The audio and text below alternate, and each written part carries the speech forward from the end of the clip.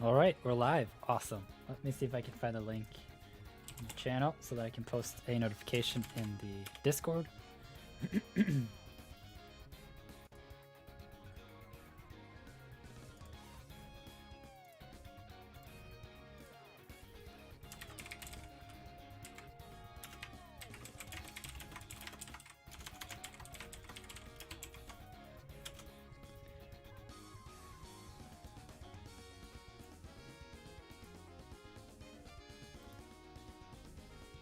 All right. Hey, Olivia. Welcome to the live stream. It's great to have you here.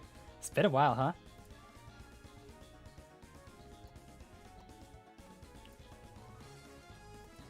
Yassine says, Nirth, I finally made it. Welcome to the live stream. Noaf, August, Marlin. Hello, everyone. Welcome back to the live streams here. It's been a while. Okay, so the topic, as you can see, as the title of this video is how to breed in Pokemon Brilliant Diamond and Shining Pearl. I am going to go over the basics in this video, and so if you're completely new to breeding, the first couple of minutes in this live stream is going to be really helpful for you. And yeah, essentially I have been doing a little bit of breeding the past couple of days. That's part of why there haven't been any videos really. I've just been really trying to figure out like what is going on with the egg groups. How do you get the proper number of IVs and so on. Let me see if this is replaying. No. Yeah. First stream from me. Hey, welcome. New guy. Thank you for subscribing. All right, so actually, I'm just going to start off at the very beginning here, go through a sequence. If you have any questions, then please let me know, and I'll try to answer them as smoothly as possible.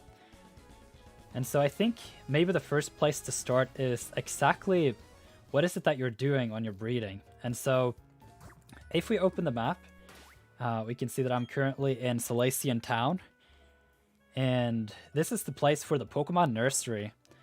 And so when you're playing Pokemon, it is possible to head inside here and talk to the lady behind the counter.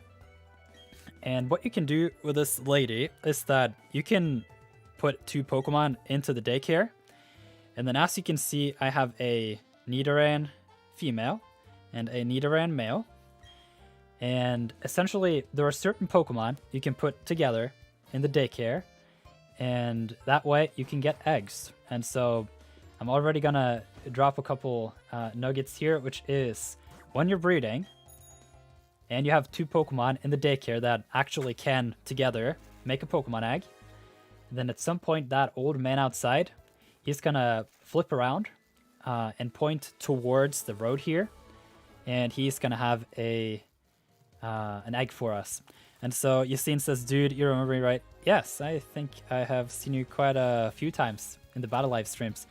It's been a long time since the last live stream. Yes, all right, see? This guy, he turned around now. That means that the Pokemon are compatible. I can also add that if you wonder, like, how do you know which Pokemon you can put in the daycare together and so on?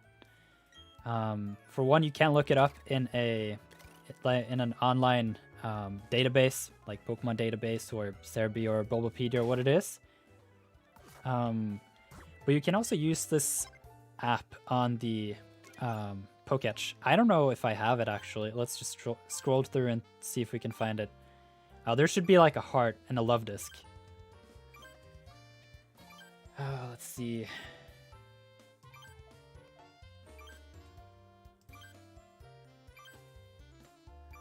I think we've been around now. Okay, actually, if I don't remember incorrectly, I think I know where to get it. If we go to Turner City, I believe there's like a girl. No, wait, that was the friendship.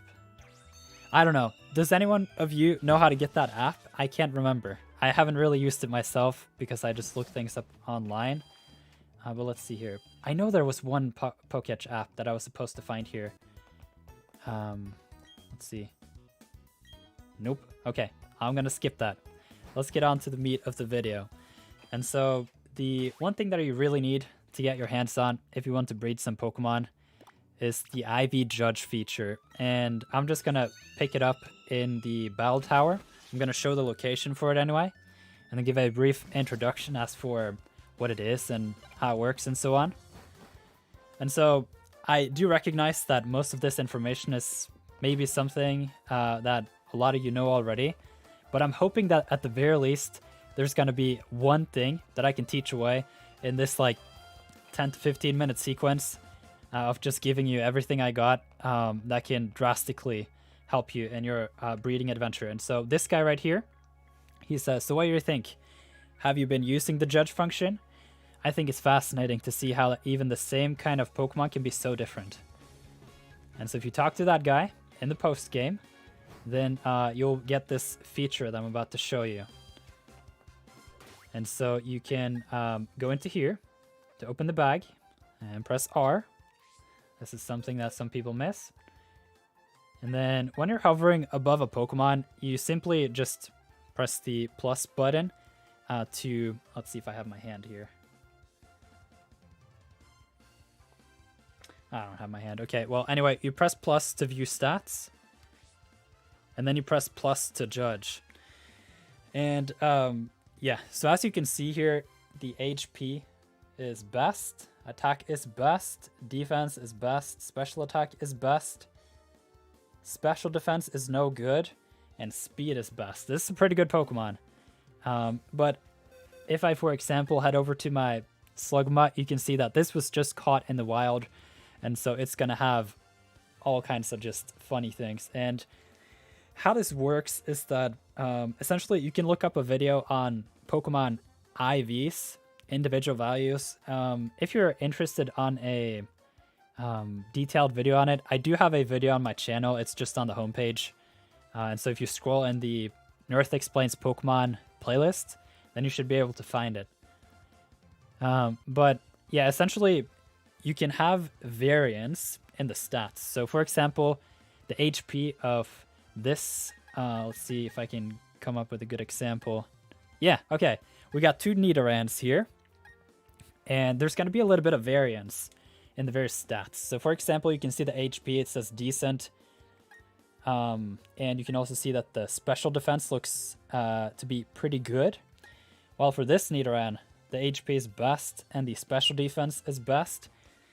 What this means is that even though both of these Pokemon are Nidoran, they will have different stats once you level up, and there's like a wiggle room. When you're battling competitively, you want the best Pokemon possible, and you don't want that little wiggle room, and so that's why we are breeding. To put some specific numbers on it, let's say you have a Pokemon at level 50. The difference between a Pokemon that has no good and best will be 15 stat points. So let's see. Let's say that this Nidoran here has got, 120 HP, something like that. If it's the exact same Nidoran, if it has the difference between, the no good and the best, it'll be 15 stat points at level 15, at level 15. So it can mean quite a big difference. Let's have a look at a Pokemon here. I think I got one that's roughly, let's see, level 50.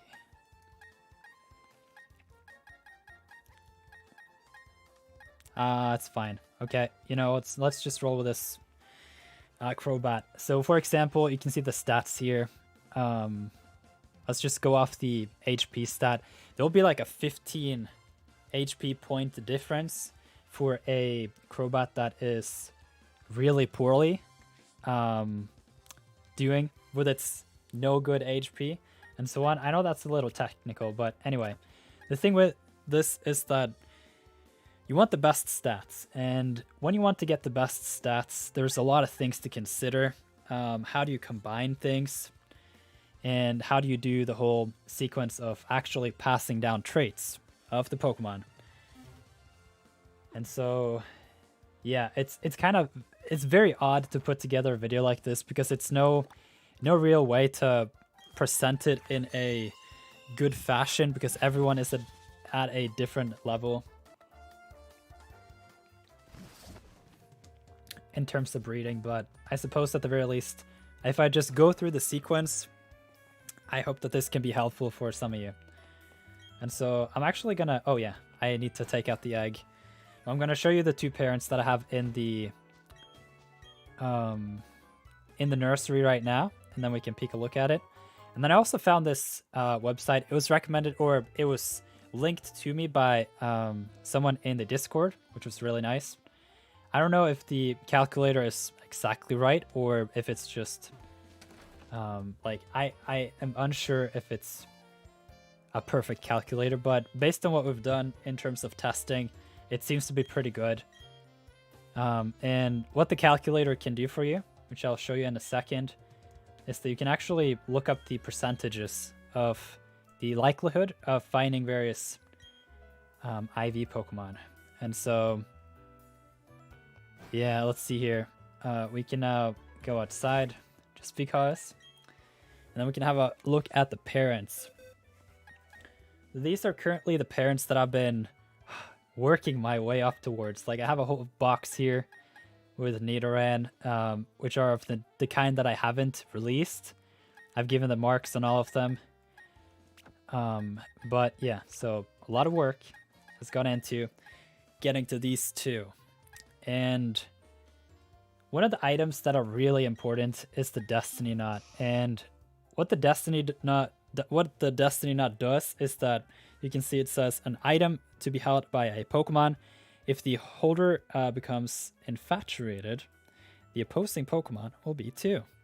And that is actually the in-battle effect, but it happens to have another effect as well. And that is that when you put a Pokemon with a Destiny Knot item as a held item into the nursery, then you guarantee that the best or decent or fantastic or what it is description for these stats will be picked at random. 5 of these will be put into the eggs, and then it's up to you to manage those odds to really make a great Pokemon. So for example, if we use the example here, we got the male Nidoran. The only stat you can see that it's that is not best is HP. It says decent. And for the Nidoran female, the only stat that's not best is fantastic. And there's a slight difference between fantastic and best, but you want best, so just aim for that.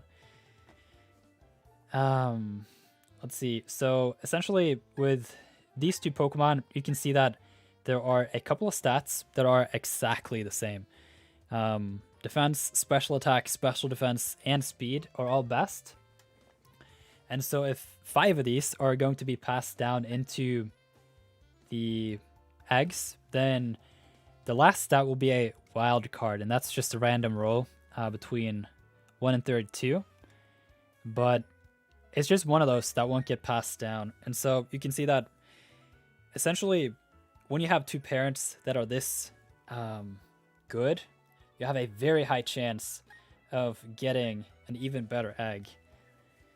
And so I was thinking I could just hop into this website. It is called mkwrs.com/destiny_knot. And I assume this is Mario Kart World Records, which is kind of funny. They just have this IV breeding probability calculator just hidden somewhere on the site.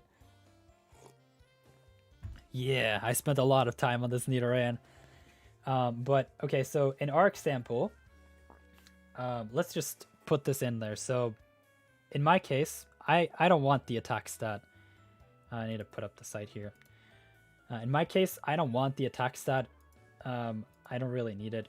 And so if we then put the things in here, one of them had a non-perfect HP, and my female is actually perfect. And so when I click on the calculate button here, you can see that my chance of getting a 5 IV male is this times whatever chance it is for the male Pokemon to appear. So it's actually half that, since, you know, it's 50%. I know I kind of went through all the steps there, but what's nice here is that you can see that 1 out of every 20 eggs, you should find a 5 IV Pokemon. And then one of the things that we were experimenting with in the Discord was like, okay, so let's say you don't want the attack stat, but you also don't have a perfect defense stat on the 1, and you also don't have a perfect let's say special defense on the other, and we ignore the gender for the time being, what are the odds? And it turns out that it's a way better deal to have differences in the parent like this compared to something like this, for example. And why that's important is that if you have 5 IV parents and you want to go for something, it turns out you actually want to do 2 parents that are different. It's easier too to find 2 parents that are different, but you can see that the odds are pretty nice. And so one of the topics that I just wanted to go over here, I know that this live stream is kind of a mess, but I hope that if you just stick around and you know, ask your questions in the live chat, that at some point in time there's going to be something in here that you're going to learn that you didn't already know from before. I, for one, have learned quite a bit about breeding the past week, simply just because the Dittos have been so available in Sword and Shield that yeah, you really have to go all the way back to basics, even when you want to get like 3 IV Pokemon. And so it's been interesting. But so even getting, let's say, if you go about doing it like this, that makes no sense. Let's see. There we go. There's also a part down here that gives you the odds of whatever you want. But it's kind of, yeah, because just, I don't know how to continue on that tangent, but let's hop back into the game. I hope that calculator will show itself useful for those of you who are unaware of the existence of that. All right, so I've now tried to go over the Destiny Knot. You can combine the traits of 2 parents. It is kind of random which stats gets passed down and so on. So in one egg, you may just have all the 5 randomly chosen from Nidoran, and then the last 6th one will be random. But yeah, so where to go from here? I think I'm just gonna list up all of the different things that I can think of. Man, this live stream became a little bit more messy than I first anticipated, but just going over everything is kind of a daunting task. But I figured if I just put it all on a live stream, maybe that can be helpful. So maybe I can give you a brief intro on like just how I went about starting. Yeah, so for example, I have this. Oh, it's male. Yeah. Okay, so for example, this Nidoran right here has its hidden ability, which is Hustle, and it's female, and it happens to be in the same egg group as Cranidos. If I'm not mistaken, it's the monster egg group that they share, and so yeah, it is the monster egg group, and so all the fossils have 3 perfect IVs guaranteed, which is very nice. And then from there, you can use that breeding map that I put together, which is really useful. So what I'm trying to do here is to just figure out, like, how do I get this Nidoran perfect so that I can just work my way around the map. And then the thing is, I kind of just need to pop into the calculator again, because there's one thing that kind of is important to know. It takes a while to get, even if you have 2 different 5 IV parents, it is a problem. Like, let's say you have a perfect parent for, you know, special attackers, and then for physical attackers, it's 1 in every 96 eggs. And let's say you get your hands on a 6 IV and then breed it with a 5 IV. It's still 1 in 55 eggs, and so it turns out you may be better off just breeding for the 5 IVs like this. You see, that was 10%, and this one was, you know, 5%, which is half. So it just depends on which parents you have, but I don't know. This tool can help you. Check it out in the video description. And yeah. So with that said, let me see if I can hop back into the game again. Because then essentially what you want to do is just to put together two Pokemon in the same egg group. These are both in the monster egg group. Maybe I can illustrate what happens. Like if you, for some reason, don't want to go online and look up the egg groups, then you can always just put two Pokemon into the Daycare here. And then you talk to the man here, and he'll say something like, the Pokemon don't like each other. That's a problem. No, that's actually not it. That's when you get poor egg rates. It says... Yeah, so when this man says that they prefer playing with other Pokemon, yeah, he really means playing. Marlon says, so to get a 5 Ivy Bidoof, I just catch a bunch and then just mix and match them using power items. Power items is another thing you can do, but honestly, I don't know if it's worth it. Particularly because there's like this chicken and egg problem. If you don't have Ivy bred Pokemon and Eevee trained Pokemon, it's kind of hard getting the battle points for the battle items.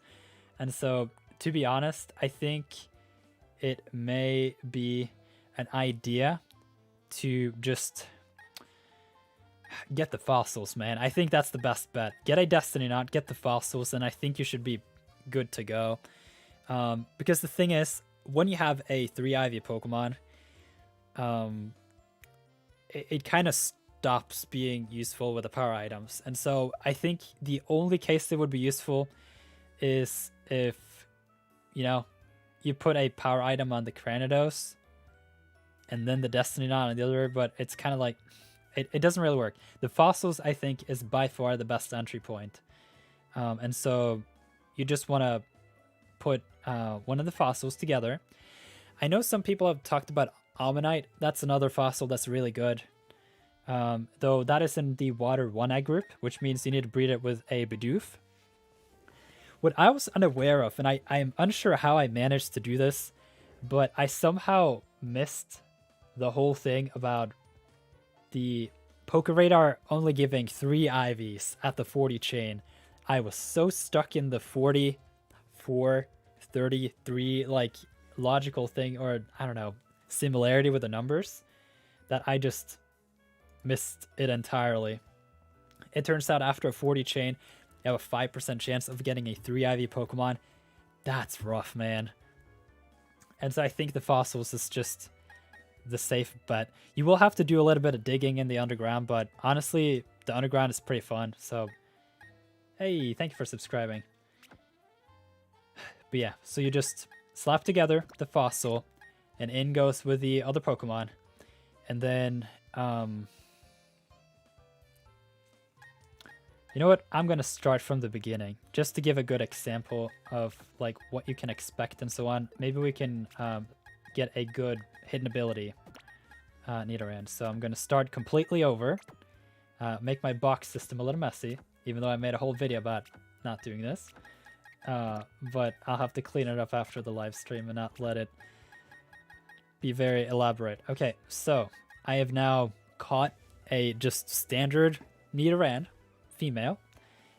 You can also catch like a male Nidoran and just breed it with Ditto until you get a female one. Don't be discouraged if the 50-50 gender split is just slapping in the face. That was what happened with me. I think I hatched like 7 or 8 eggs male in a row before I was lucky. Okay, so I'm going to move this Destiny Knot and put it onto one of these. Let's see, so I have a docile, gentle. None of these natures are particularly good, and so I'm just not going to bother with the Destiny Knot. But yeah, let's start from the beginning, and then I can just really show the start to finish. Isn't the Pokeradar bugged so that only the 40th encounter you get increased odds to 3 IVs? 41st is original odds. Yeah, you know what? I for the longest time now, I've said like, you know what? It could be intentional. But that was because I thought you were given 4 IVs. But 3, man, that's just brutal. And the fact that it makes it so that you don't really have any chance of being, like, lucky with those odds either. Like, let's say it was not that setup where you just are guaranteed to get, for example, 3 or better.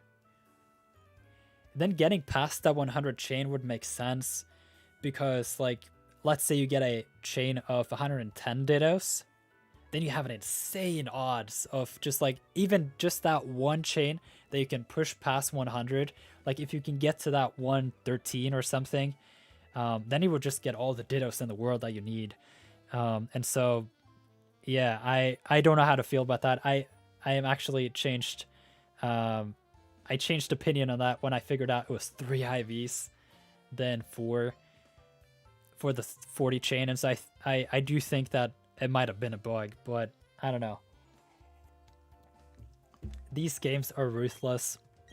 They are really hard in terms of breeding and EV training and everything. And so overall, it's a decent challenge. The only thing I feel like I have a footnote on is if they open up the floodgates from Sword and Shield through Pokemon Home, that's just gonna be very odd. Like, why make the games this hard when 6 weeks later you can just send over your whatever Dittos you had access to in those games that, you know, was readily available with that 6 IV within reach event that they had. Okay, it was kind of crazy, but yeah, Brynja, I know. It was a very random name. I was just thinking, okay, what am I going to call this Slugma? And I was thinking, seems like a decent name to nickname a Pokemon. Slugma's kind of cool, and Brynja is kind of cool too. Ammonite with Bidoof. Yes, that's correct. Let's see. Also, your big important 5 IV Pokemon are generally the ones missing special attack or attack. Right, okay. Another big topic in this video for those of you who are hanging out here today. I talked a lot about the Pokemon Ancestry in my other video, which is right here. I honestly think that going for the 6 IVs is going to be a little challenging, more so than what the challenge will reward you. So what I'm personally going to aim for is 2 sets of Pokemon. I'm going to have 2 Bidoofs. I'm going to have 2 Pokemon for each egg group, and I'm going to explain to you why that is. So if we open back the calculator, let's just clear everything out. Then what I'm going to show you is,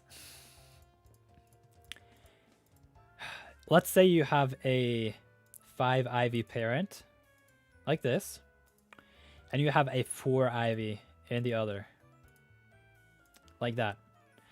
And then all of the Pokemon on my map have a 50-50 gender split.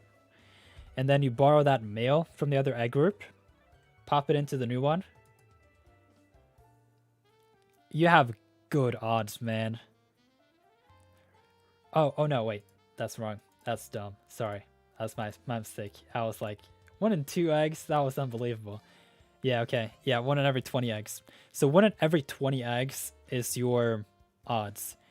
Let's say you have a 5 IV parent, and one of them is 6 IV, and you want to go for this.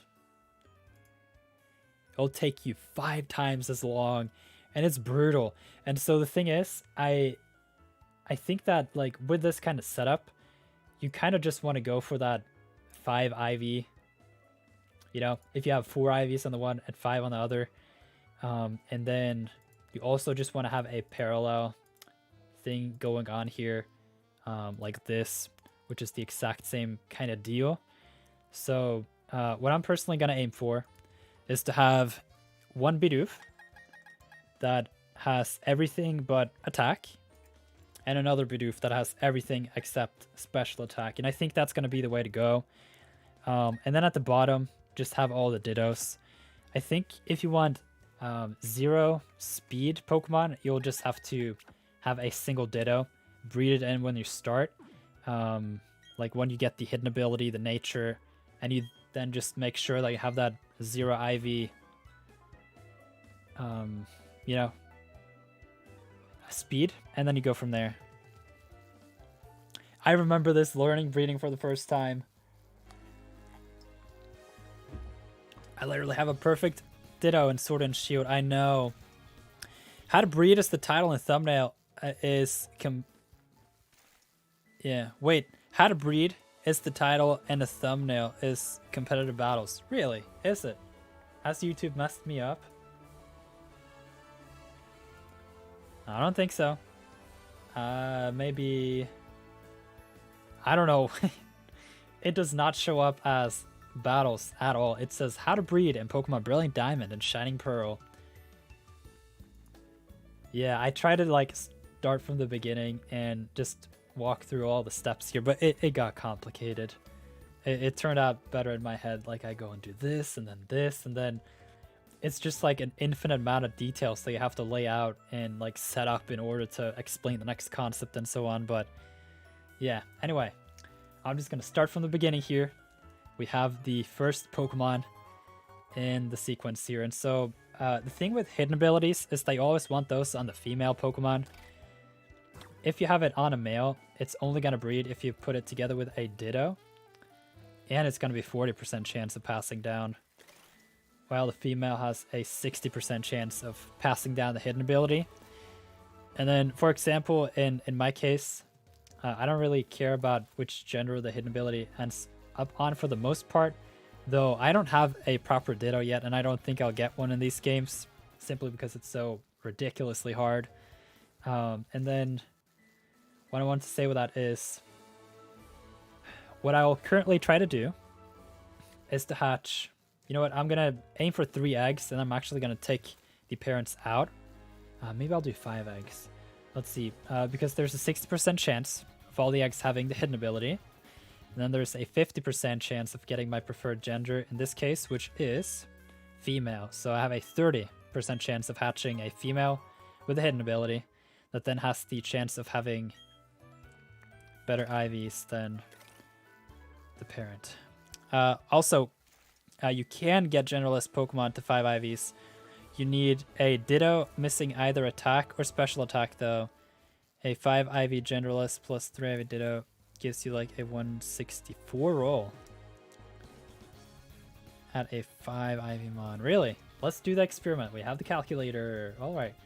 So let's say we have a 3 IV parent.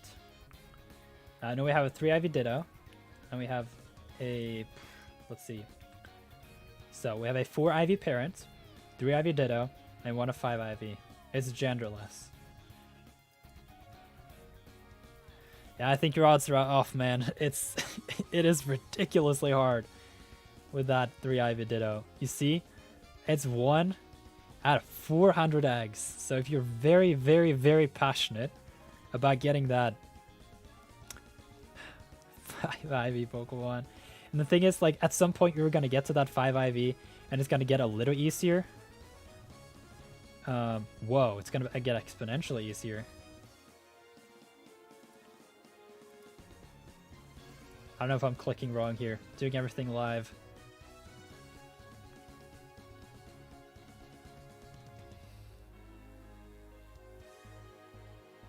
Yeah, okay. Well, you just need 1 of them apparently, and then you're good to go.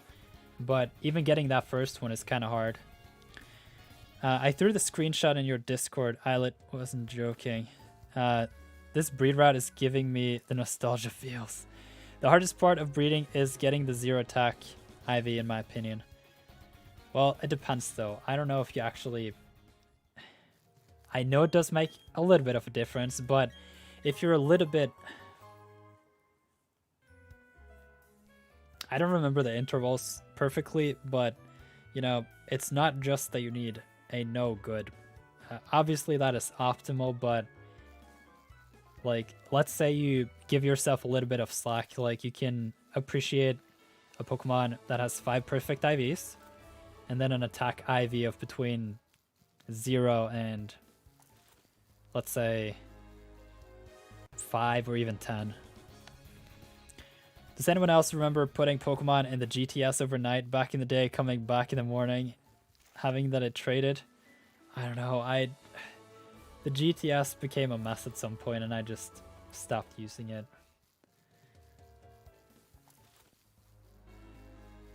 Yeah, not yeah, maybe not 1 in 64. Turns out it's 1 in 384. So yeah, that was my whole reason. Like, you saw the difference there between the IVs by simply having a 3 IV and a 4 IV Ditto. It's massive. So that was why I was kind of like, you know what? It may not be a bug. A 5% chance of getting a 4 IV Ditto is not that hard. I mean, it would take you many, many hours, but still, just having 3 different Dittos that work, it kind of is one of those things. Once you cover that part of the breeding map, it's unlocked for good. So I was catching so many Dittos these past few days in the Grand Underground. Caught a Ditto with 0 attack and 31 attack, or special attack. That's pretty good. Guess in some ways you can count that as a 2 IV, but yeah, it's nothing good, man. I am surprised by the fact that it's 3 IVs and not 4. In terms of breeding, as you saw on the calculator, it makes a huge difference. And so the fact that I just was unable to catch it, I was just completely blind to it. It was very, very odd. Let's see here.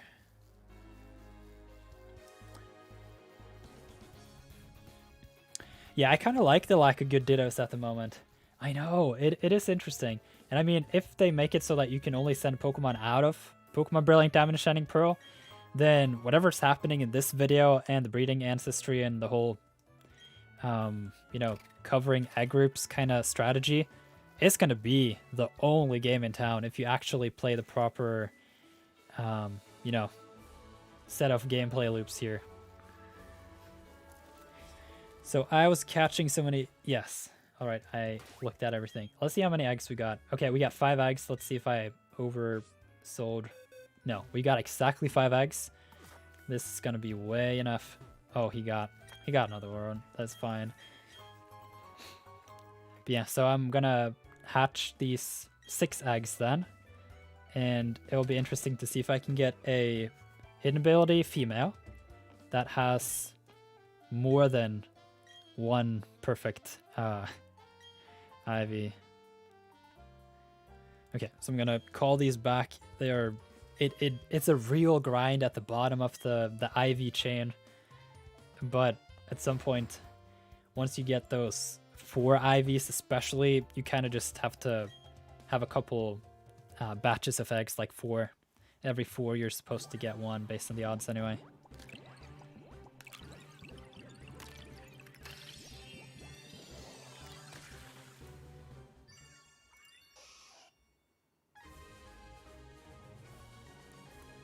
Wow, I see your picture in Nirth art, Steve's. That's so strange. I don't know, man, what YouTube's up to. I did update the thumbnail, so I don't know what to do. Okay, so I need a random male. Likely does not have the hidden ability. But yeah, I don't know.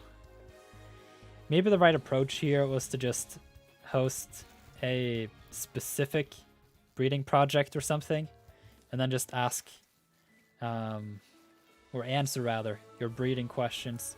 Maybe that's what I'm gonna do for the next one. Wait, North, I got the correct combinations for the 1 in 64 Generalist Calc.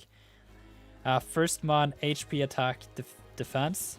Second mon, HP defense. Oh, okay. Let me see. So what you did was that, oh, I know what you did. That was smart. Thank you for pointing that out. Okay.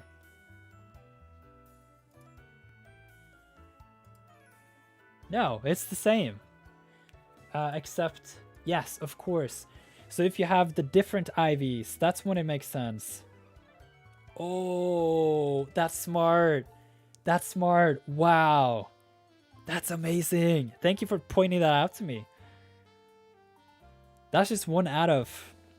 Let's see, 8 batches. Ooh. Really?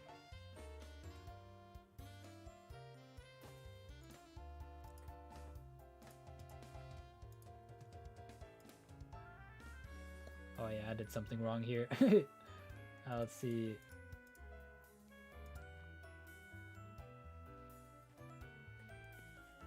Wow, man. That was really good. Thank you for pointing that out. The idea is that you separate your roles and maximize the combos of your perfect IVs around. Yes, because you have that coin flip of whether it's chosen, and then you just always want to bank on that attack being the wild card anyway. So you just want that attack wild card or special attack depending on it, and then you just go for the coin flips. Man, yeah, that was smart. All right.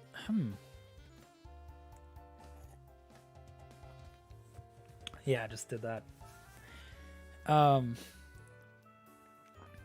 yeah, man, thank you. I learned something new in this live stream too. Even a 3 IV Ditto works. Because 1 in 40 eggs is by no means bad, you know? Like, let's say, yeah, I know I keep going back and forth with this calculator, but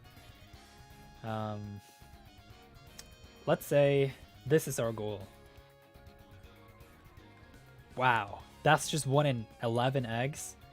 And then once you get that, maybe you have a different Ditto. You're gonna have to go a little bit back and forth here to try to figure out what to do. And then combine some stuff. So there's a lot of combinations, even with a Ditto. But see, if you have a couple of Dittos and a couple of the rejects that you can mix and match with, and then also see if you can be lucky with that 1 in 32 roll, that's actually viable. I had completely ruled out Ditto and was just not want to think about it, but yeah, that's a good point. Thank you for your inputs, Jay. I guess we all learned something in this live stream.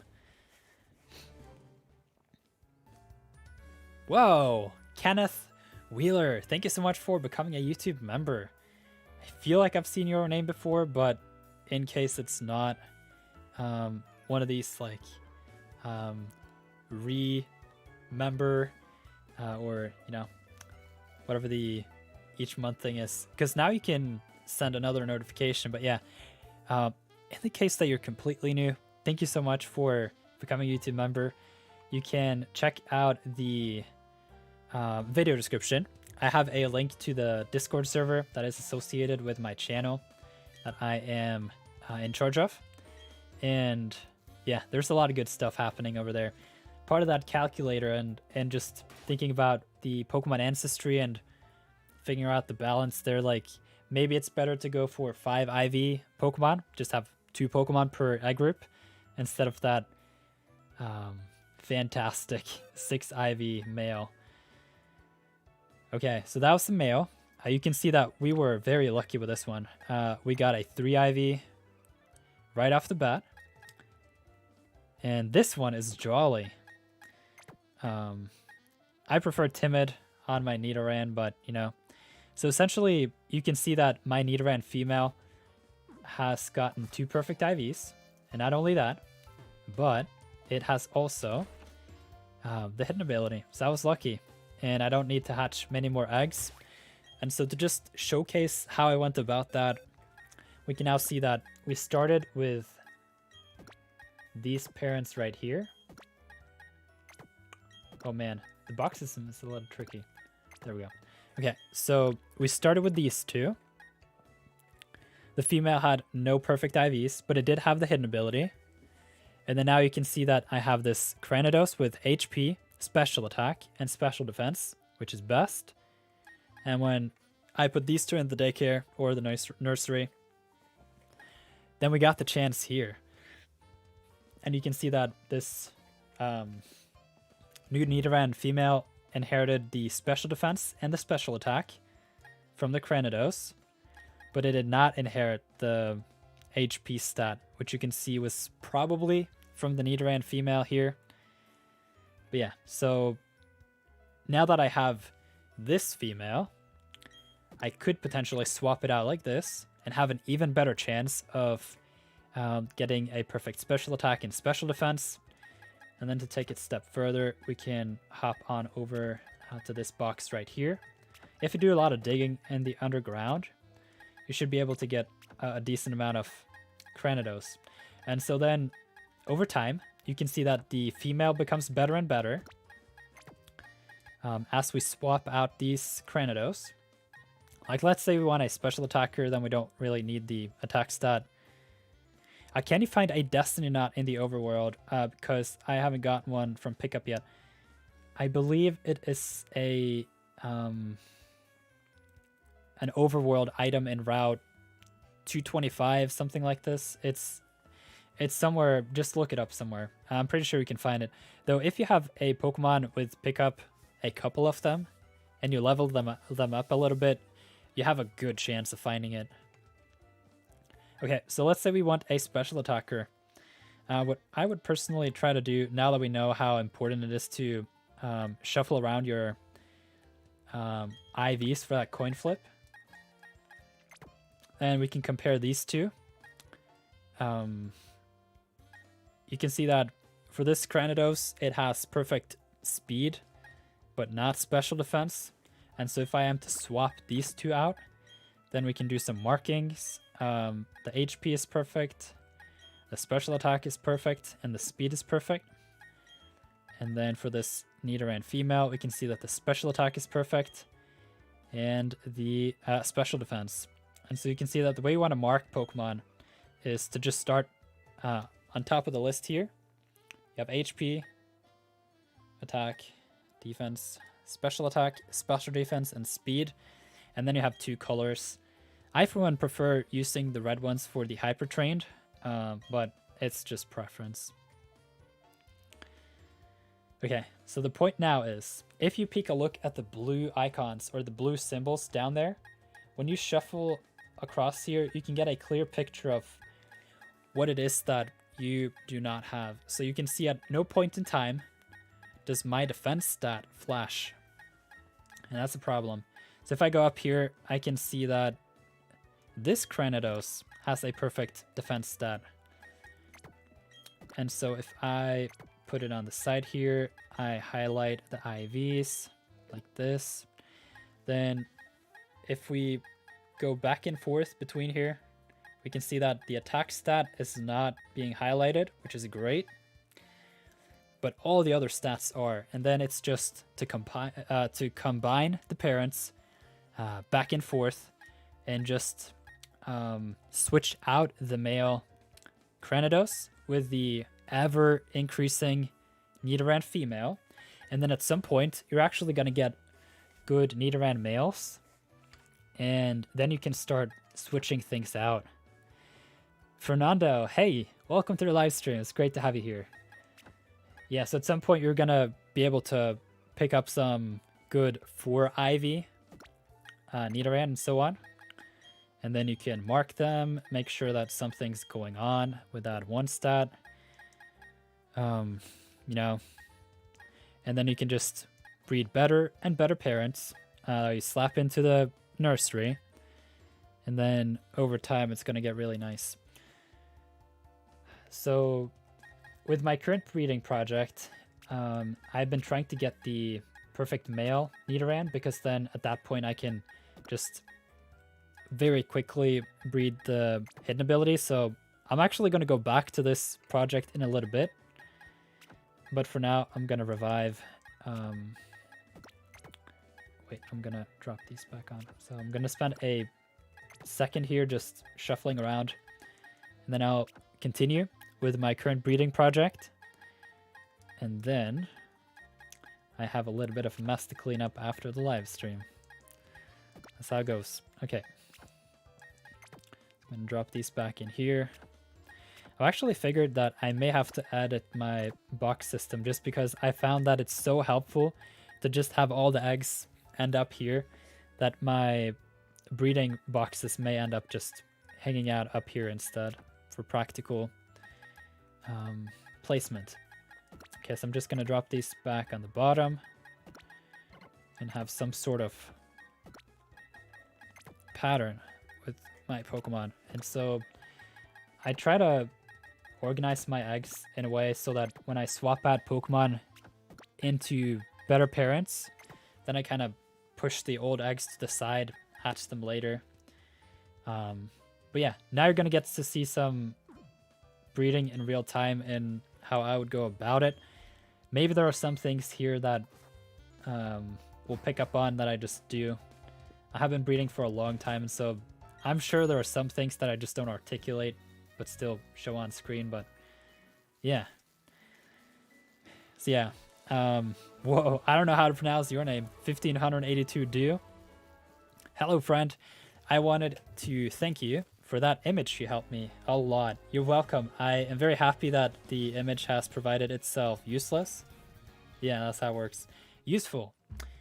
And one of the things that I wanted to just highlight in this video is that it may be the case that you want to just breed for the perfect males here, but you want to have 2 Pokemon. So you want to have one male Bidoof that has everything perfect except its attack stat, and then you want to have another Bidoof that is male that has everything but its special attack being perfect, because it turns out getting those 5 IV Pokemon is a lot more interesting to go for, because it takes a lot less time. Jay says, holy, I didn't know multi-select was a thing. I've been dragging my eggs individually this whole time. There you go. We got a lot of things to cover in this live stream. I got about another hour or 2 where I'm just going to do breeding. And so if you stick around and hang out, ask your questions, there should be a lot to learn. Particularly when it comes to probabilities, it's ridiculously hard to really get a good grasp of like how do you combine things. Like even that 3 IV Ditto, I learned that in this live stream, and there's always something. I knew the case was with a 4 IV Ditto that you just have way better odds, but I didn't really consider that it was just an added coin flip. Coin flips can be problematic, don't get me wrong, like you double your odds essentially, or half them anyway, but still. So yeah, 3 IV Dittos. I can't believe they're actually that useful, even for generalist Pokemon, so that's really nice. Primal Swampert says, so something I'm doing is I'm trying to go for 5 IV male and 5 to 6 IV female, and I'm also glad I realized Baneri can replace Spinda in the project. Wait, Primal Swampert? Were you the one that I talked to? Yes, you are. All right. Yeah. Yeah, we talked about in the DMs about how Spinda can be a little bit of a problem, and so you can actually swap out Spinda with Baneri, and then you can hook on Shallows to Bidoof, which is a Water 1 Agri Pokemon. The reason for that is it can be a little problematic to get that Horde Spinda. I didn't realize it was that hard. And yeah, so that's perfectly viable. Hey, metronome. Okay, let's see if I can find the Destiny Knot. There we go. Okay, so let's select the parents that we want to use. Yeah, this is the one. So we got a 5 IV Nidoran female. That is perfect. I do not want the attack stat. That's fine. And then we have a... there should be one with the perfect speed somewhere. Where is it?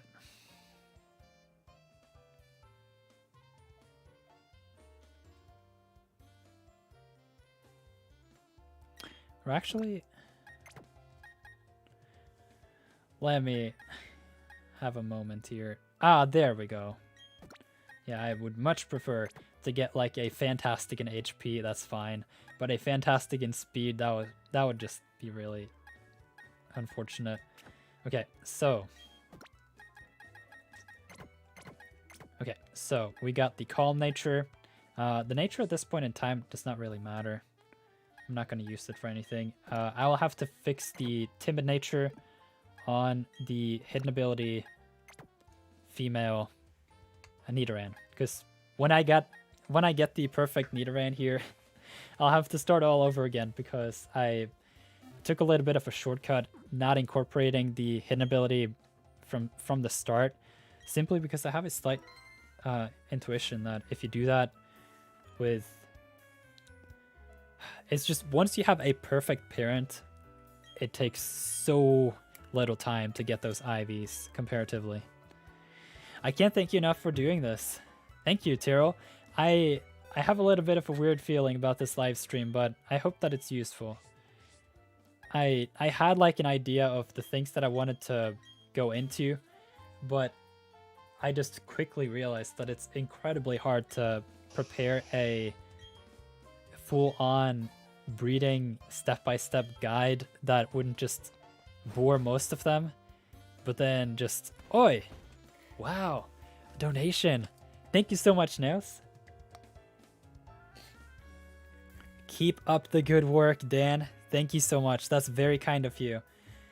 50 Swedish kroner, that's like $5. That's a pretty good donation. Thank you. All right, let's get back to the breeding here. And I think that the donation thing should pop up here at some point.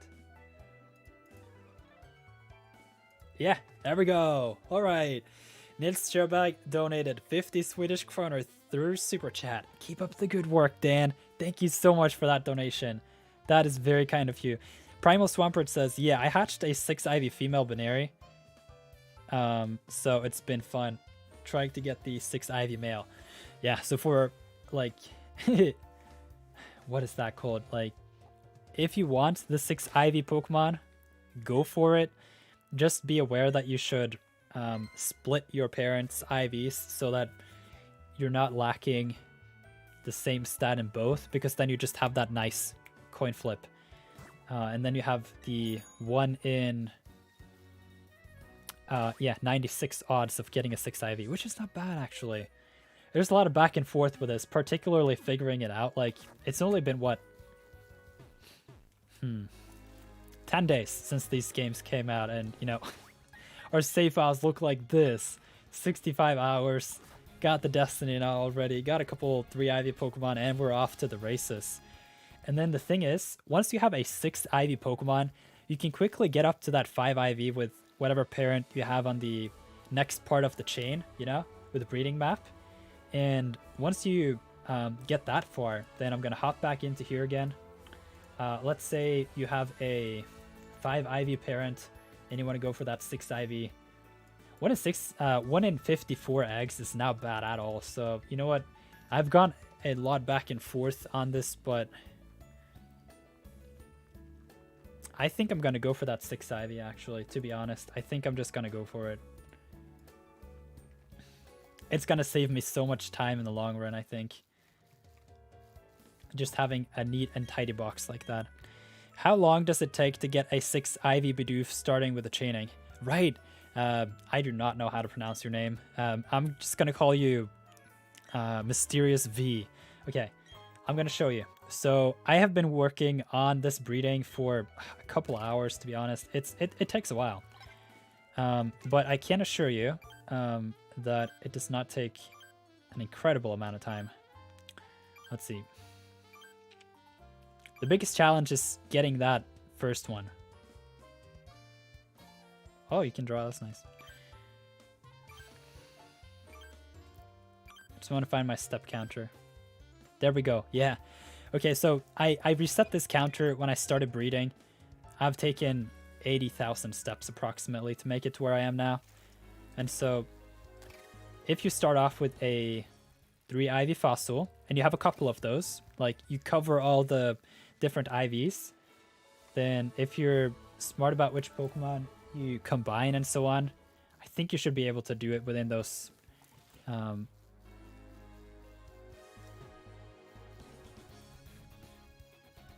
100,000 steps. And so that was kind of my deal here, why I reset the counter to begin with. I was really thinking that I'm going to get the 6 IV within the 100,000 steps, and then people can use that as a guide.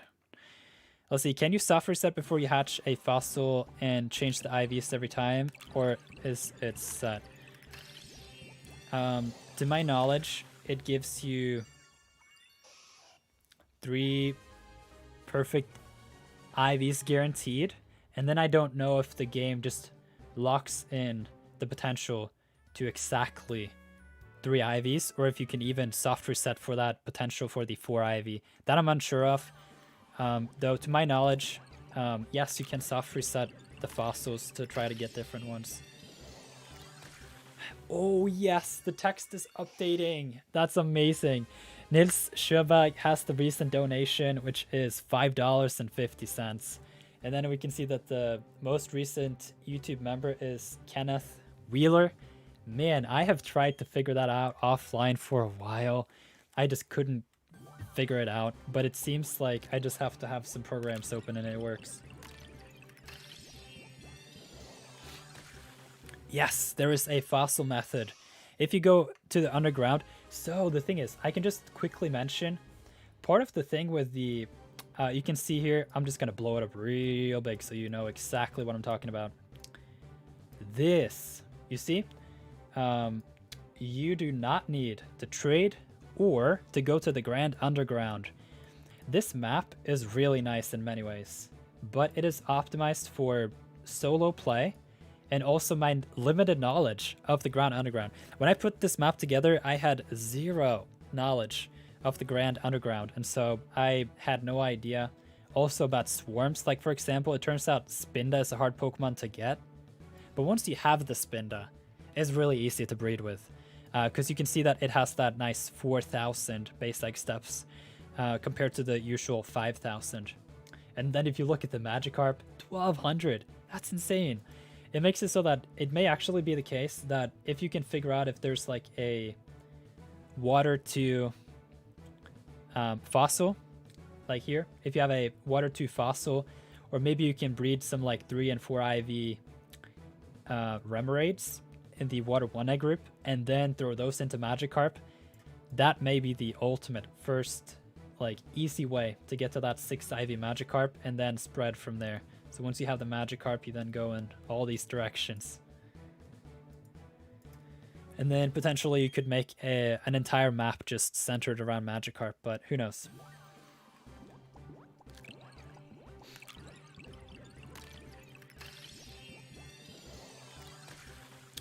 Egg stats are locked when you get them, as far as I know.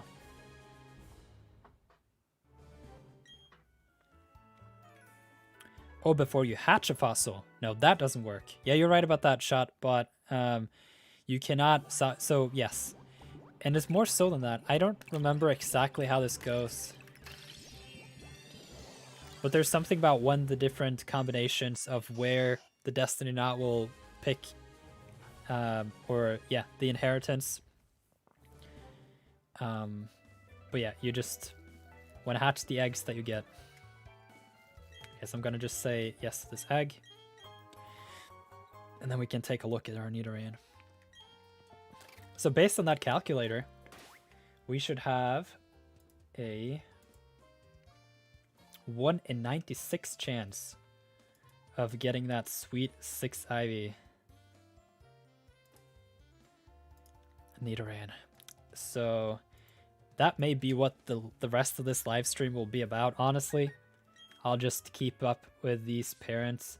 But at the same time, I kind of just want to switch them out a little bit to work on that. Ah, it was almost there. No. Okay, so this was a no. This was a no. No as well. No. And no, okay. All of them are released. I like how different all Pokemon games on the Switch are. I know, it's a great variation of just a lot of things.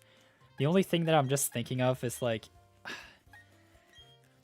I don't know how I feel about the differences in difficulty. Like, for example, with the Pokeradar, if it's 3 IVs to go through all those hours of playing, when you can just send over a 5 or 6 IV Ditto from Sword and Shield. I don't know, man. I'm not going to do it personally. I kind of enjoy this challenge of figuring out all the egg groups and all that, and so that's going to be that. But, I mean, it really lays the foundation of a great breeding community if it is the case that you cannot just send over your Dittos. Because at this point in time, like, if I am breeding all these Nidoran and I get a bunch of 4 IV female Nidoran left over, I can host, you know, trades in the Discord server, link below. And that's gonna, you know, expedite the process. It's gonna make you a step ahead in some ways, and it's not cheating. It's trading. It's what the game is made to be do, or like it's the way that the games are meant to be played with the trade feature, which is why there are version exclusives and 2 versions to begin with and all that. All right. Yes, I did everything. I get what you mean. I think breeding is why I enjoy Sword and Shield so much. I mean, you're gonna enjoy it just as much. It just takes a little bit of time to set up. Because with the exception that you need the various 3 IV Dittos for genderless breeding, once you get that first 6 IV male, or that first batch of perfect 5 IV Pokemon, breeding is a breeze. Like, it's probably more difficult to get your hands on those easy to get Pokemon than doing the breeding. So it's just, you just need to cover those egg groups, and once you've done that, there's no real difference. You just have to make it there. I spent all day yesterday trying to chain for Bidoofs, but couldn't get past 28. I know. I mean, if you don't want to go into the underground and spend like 6 hours digging for fossils to get a good variety of that jumpstart, then, I mean, even if you get it to 20, you get 1 perfect. If you get to 20 a couple times, you can use the power items. Force 2 Bidoofs to have... Okay, I'm just going to go through the process here just to showcase it. We put up the calculator again. Let's say we want a 3 IV Pokemon. No, we just want a 2 IV Pokemon. There we go. This is the 2 IV Pokemon we want. You get to chain 10, which is when you get...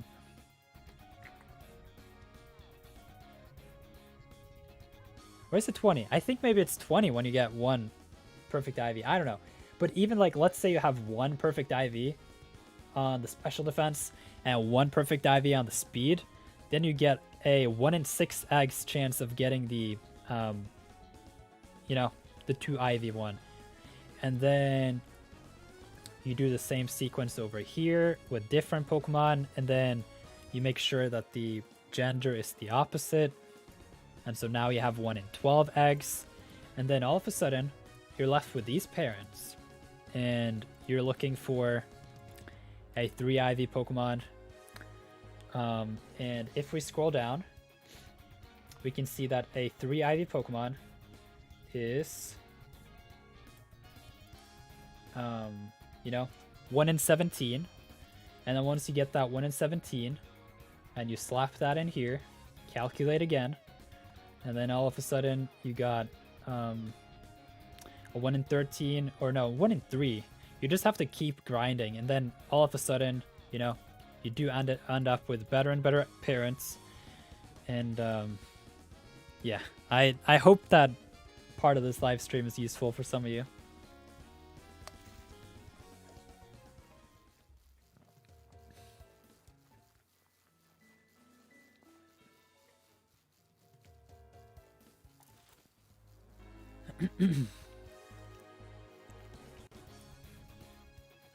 Alex says, are these for some sort of VGC or competitive battles? Yes, you're right about that.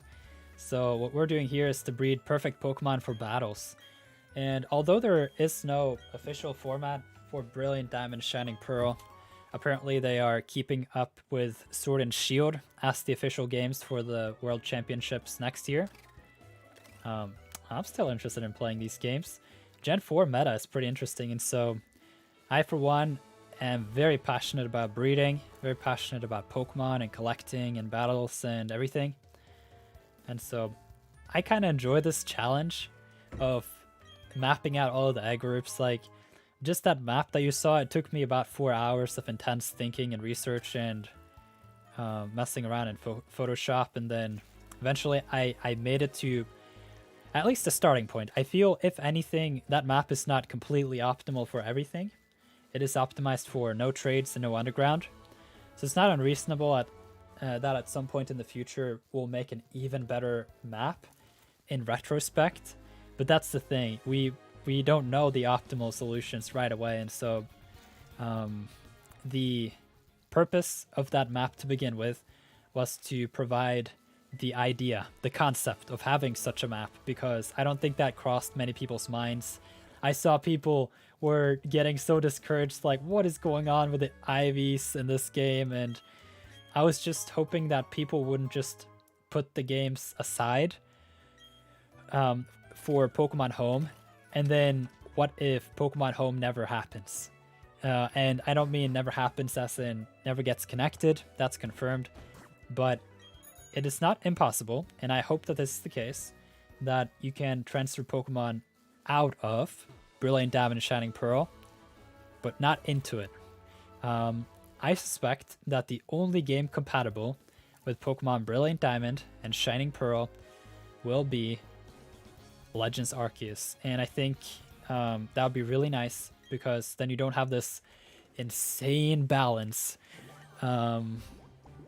that has now been provided in Brilliant Diamond and Shining Pearl, and then you just mash it into Sword and Shield, which is completely off the charts historically.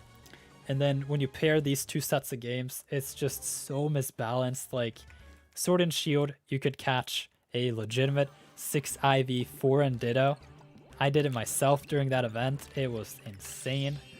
While in these games, you have to struggle to get that one 3 IV Ditto. I can't get over that. So, do I have to have 2 mons with 3 IVs that are different with Destiny Knot? That's a static situation. But yes, the whole point is that you put Pokemon in the Daycare with better and better IVs. And when you start off, it's better to spread them out, because then you have a coin flip of it getting chosen in that sequence, as you saw in the calculator. And so, yeah, you can't even start with 1 IV Pokemon. You just have to have the power items. But getting the power items is a little bit difficult, and is one of those chicken and eggs problems where you kind of need breeding to get really good Pokemon that you can then use to get the items for EV training, and then really start to have some strong Pokemon to where you can get the battle points to get the power items. And yeah, I don't know what more to say about that.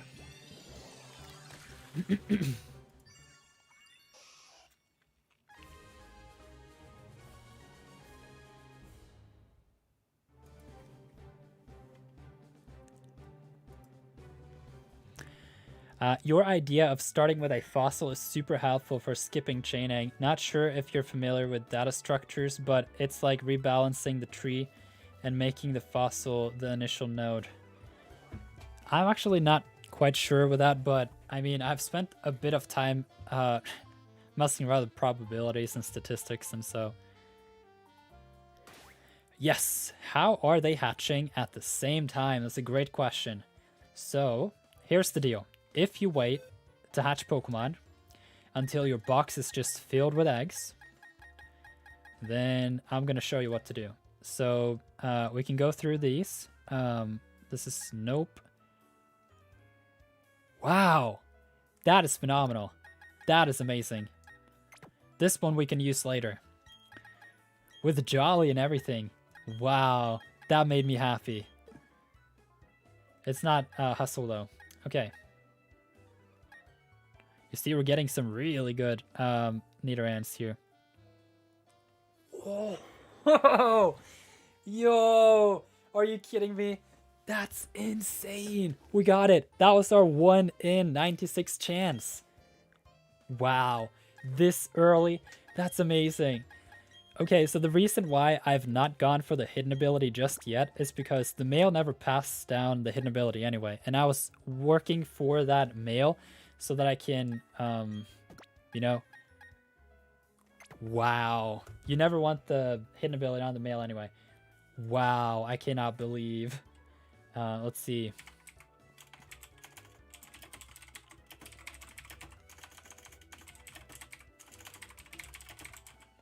I need to check up something that I haven't really gotten to just yet. Let me see if everything looks fine on screen. All right.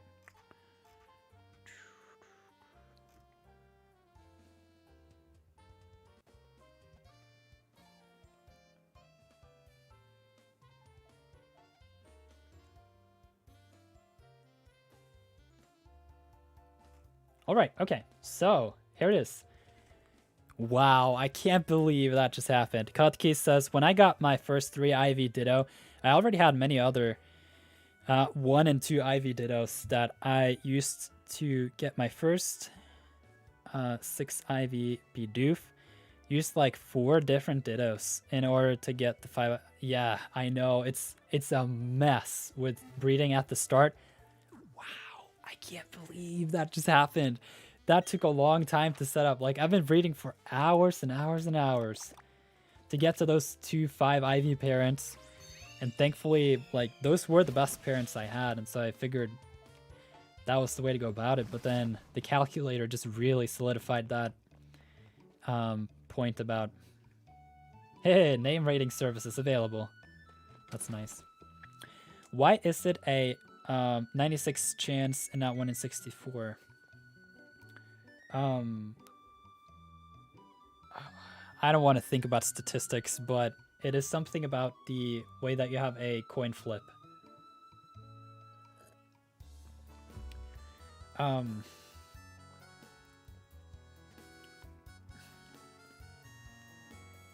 I don't want to think about it. Use the calculator. I have thought so much about statistics because it took a while until we found that calculator. It was Shotbot in the chat right now who discovered the calculator. And I was like, are you real, man? And then what was funny was that I had gone through this whole sequence of like 1,000 messages. Not really, but it was a lot of stuff. And then eventually I made it to the point where, you know, I had figured out that it was a 1.8% chance. And then thankfully the you know, the calculator said the same thing, and I was like, okay, you know, if this calculator comes to exactly the same 1.8% when we click in everything,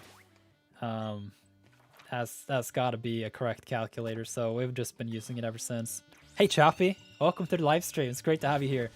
You just missed it, but I found the great Pokemon from the let's see here, the Ancestry.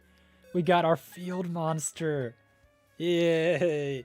And it has the modest too. Oh my god, it's gonna be so quick to get that hidden ability. Okay, I'm gonna release this. Wait, what just happened? There we go. Okay, so we're gonna release this. I don't know if I saved enough time, so I'm gonna do it again. If the coin flip is done on a stat that both parents have best on, then the coin flip is useless.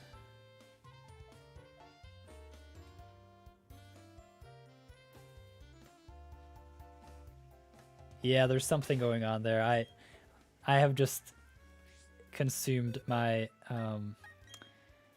brain capacity for that today.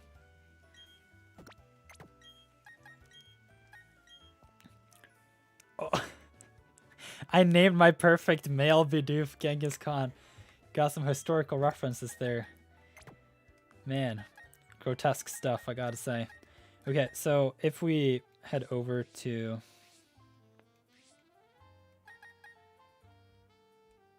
We had a female here. Okay, so you can see we got a 2 IV female Nidoran. And we are going to drop the Everstone to preserve the nature. We want the modest nature from the field monster.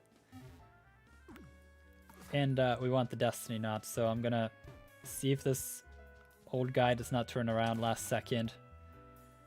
Has a change of hearts and decides to give us an egg either way. That was kind of hilarious, though. We were grinding math for like 2 hours. This man was doing the math by hand and sending screenshot into the Discord. He predicted a lot of the odds correctly. The only thing that I was uncertain of was the more complicated ones, like when you have 4 IV parents with different splits, because how you do probability is that you add up all the different scenarios, and to get that correct is just a mess when it becomes too many outcomes. Like the one with the 6 IV and the 5 IV is fairly easy. You have 2 outcomes. You either have attack as the wild card or you don't.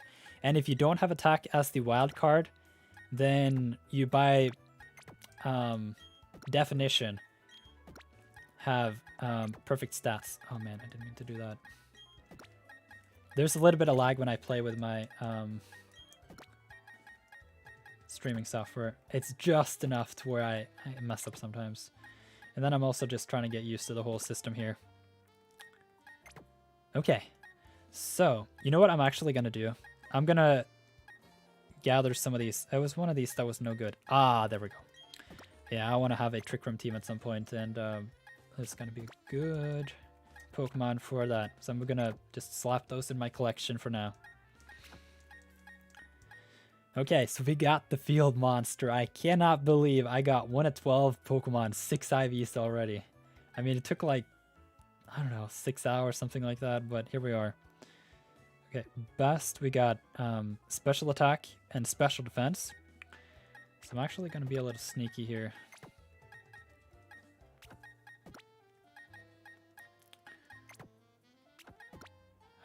Let's see. Gonna drop these into here. And then talk to the lady.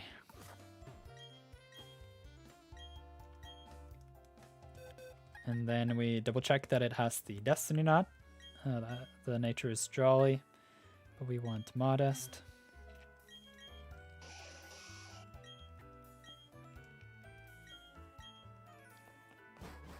I mean, it could be the case that you really want timid, but honestly, at this point, I'm just gonna go for the perfect 5 IV female that I can drop into my collection and have a breeding pair just established. And that way, if I want to change the nature later, it's not going to be a big problem. I do already have a 2 IV timid, I'm pretty sure. So that's fine. Alright, let's see how the stream is looking like. Yeah, I know it's a little technical. It's a little bit detail-y, but I mean, I hope those of you who are here at the moment are having a good time. I'm kind of sad there's no rank system in this game. I was looking forward to it. Honestly, I don't think it's impossible if they will introduce it at some point. Even though it's not the official games, maybe they just didn't want people to get confused or something. I'm going to show you something that I have a question mark next to. What is this? Can anyone tell me? I am so sorry. The Colosseum isn't ready yet. What is that? I want to know. It's going to be very interesting to see if they come with an update for this game at some point. I don't suspect that they will do paid DLC.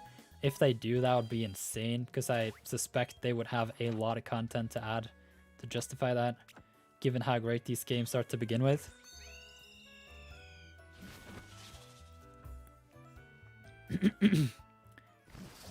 But yeah, the other thing that I wonder about is this feature right here, which I suspect will be released at the same time.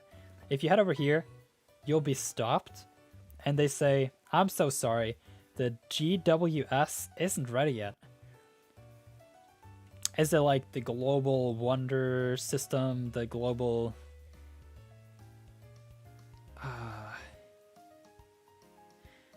the global world championships? I don't know. I have no idea what GWS is. Maybe I'm just mistaken here. Maybe it's Wonder Trade. I don't know. But those are the two things that I've noticed that says it's not ready yet, so an update is coming at some point to an internet connection near you. Okay, so the old man has got an egg for us. And so what I'm about to do is that I'm actually going to be a little sneaky. I'm going to hatch this back this batch of eggs that is from the prior breeding pair. And then you can see that I've moved these away so that I know that when I get new eggs, all of them will stack up here. I'll look for 5 eggs exactly, and once I have 5 eggs exactly, I will swap out the eggs that I have now and slap the new ones right in. There we go.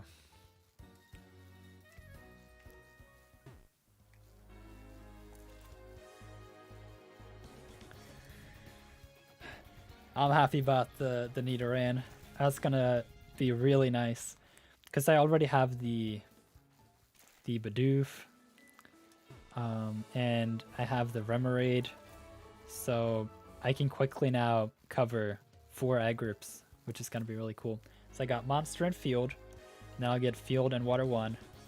Then I'll get Water 1 and Water 2. Then I also have Magikarp, so I can go directly into Water...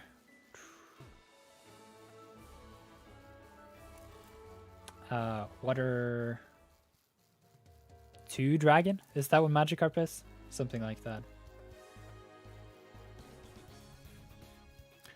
Just to be clear, all you need is 1 IV Bidoofs to eventually get a 6 IV, correct? No. The thing is, I'll show you the calculator again. Let's see. The thing is, you need something called a power item, and you can search those up online. It's a category of items, and if you let your Pokemon hold them, then there's something going on. So let's say you have a Bidoof that has a perfect speed stat, and you have another Bidoof that has a perfect special defense. What you want is just any Pokemon that has 2 IVs. If you put the one, I don't know the names for the power items anymore, but I'll get around to it. If you put the power item for speed on the Pokemon that has the perfect speed stat, let's see here. You have the perfect speed stat. You put the power item for speed here, and then you have the special defense here. You put the power item here. Then all eggs are gonna be 100% chance of having those 2 IVs. And so you actually just need a single egg.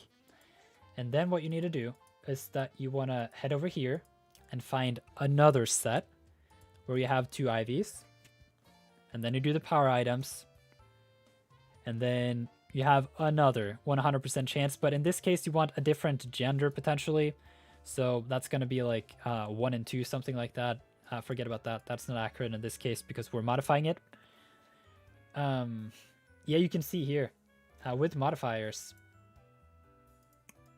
Oh, it doesn't scroll down far enough. Okay, well anyway, it says 50% further down on the page. You just have to scroll down. And then what you do at the end is that you end up with this too.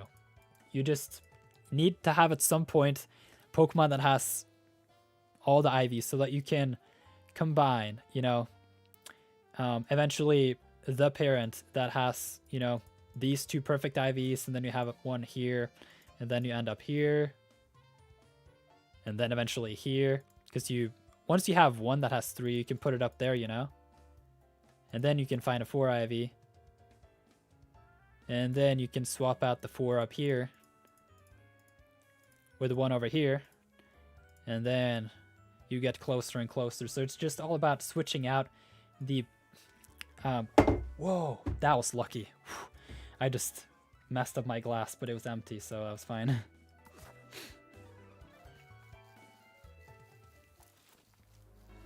I look forward to the battle live streams though, but it's gonna take a while. As you can see, I just finished the first Pokemon for the Ancestry. It does not even have the proper ability, and so it's gonna take a while. Oh, okay, that makes a lot more sense. You're welcome. Yeah, if you have any questions whatsoever, then feel free to drop those in the comments and we can discuss them. I think that may be a better way to go about naming these live streams, because I'm gonna do a couple breeding live streams, not every day, but just from time to time, and really further this mission of completing the Pokemon Ancestry. Also, I just gotta say, I really prefer the Joy-Cons for Brilliant Diamond and Shining Pearl. There's something about how hard it is to press down the button. The arrow buttons. Let's see here, these ones on the Pro Controller. I don't know if anyone else has noticed that.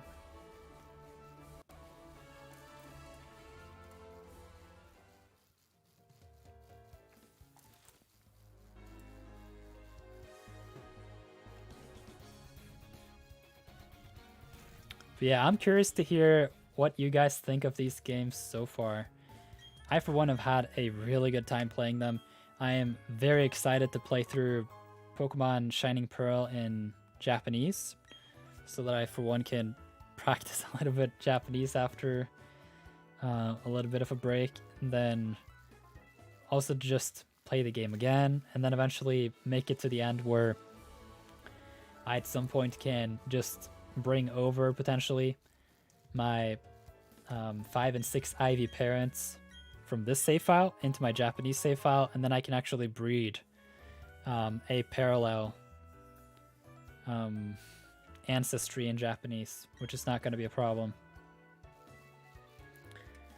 Because all the Pokemon there will hatch in Japanese, which is nice. So, yeah, let's see here. Kenneth says, how does using power items work in relation to the Destiny Knot? Does the IV from the power item count as one of the IVs passed from the Destiny Knot? Yes, they do not stack. So if you use a power item and the Destiny Knot, then the Destiny Knot will pass down 4 additional stats. So 1 from the power item and 4 from the Destiny Knot, and you still get the wild card. I didn't play Sword and Shield. Last gen I played was Sun and Moon. And I'm enjoying this a lot more. Oh, that's nice. I'm glad you're making it back into Pokemon. And I'm also super happy you made it over to this channel. We try to do things properly here, and so I hope that the video guides so far have been helpful, and that a live stream such as this one can be helpful in terms of having a place to come to ask your breeding questions if you somehow am uninterested in becoming a member of the Nirth Heart Discord server. It has heavy Gen 2 vibes, but very modernized. I'm not crazy about the hacking scene popping off. Yeah, to be honest though, apparently it was just as bad in Sword and Shield. I was aware that there were some really messed up raids with Zacian, 6th Ivy, Shiny, Pokerus holding a Master Ball, and then all the items that you would get after the raid would be like 99 of like all the different items that people, you know, really want. I knew that was going on at some point, but I was unaware that it was just happening off the bat, which is really unfortunate. And then again, you know, you don't have the other creators seeming very interested in showcasing how to play the game. So I don't know. It may be the case that they just don't know how to play the game, which is my suspicion. Given that someone like me were the one who put together this breeding map. It's not that hard. But, you know, if you know breeding and know the games, then it should be fairly easy to just check off all the lists and everything, and then at some point you're gonna find something that works.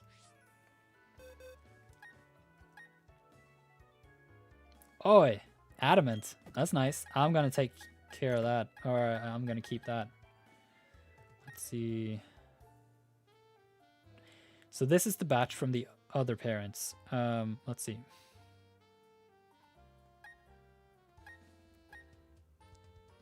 Yeah, all right. So I'll just release all these. That's fine.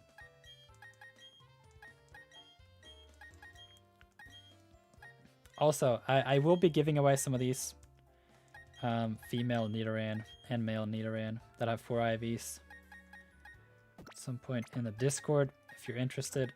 I don't think I'll be able to trade with everyone, but I do have a couple that I can just send around, and then we can all team up on it. Oh, really? It's in a Great Ball? Is it a 50-50? That must be. That was just random. Too long, didn't read. Breed mons into egg groups first. Yes, exactly. And you almost exclusively want to breed Pokemon into egg groups to begin with, to really map out everything. I'm really excited about breeding Garchomp and Togekiss. And what's nice about that is that I can just breed a female Togekiss and a female Garchomp. Perfect. And then I can use the ability patch on the already competitive Garchomp and then use that for breeding in the future. So that given that I have to use the ability patch anyway on those Pokemon, then I might as well just breed it perfect. I don't know if you caught all the probabilities there, but it's a lot to like figure out. If you want to use that rare item, use it on a good Pokemon. Alright, so I'm gonna take a 10-second break from the live stream. I'm gonna fill up my water and I'll be right back.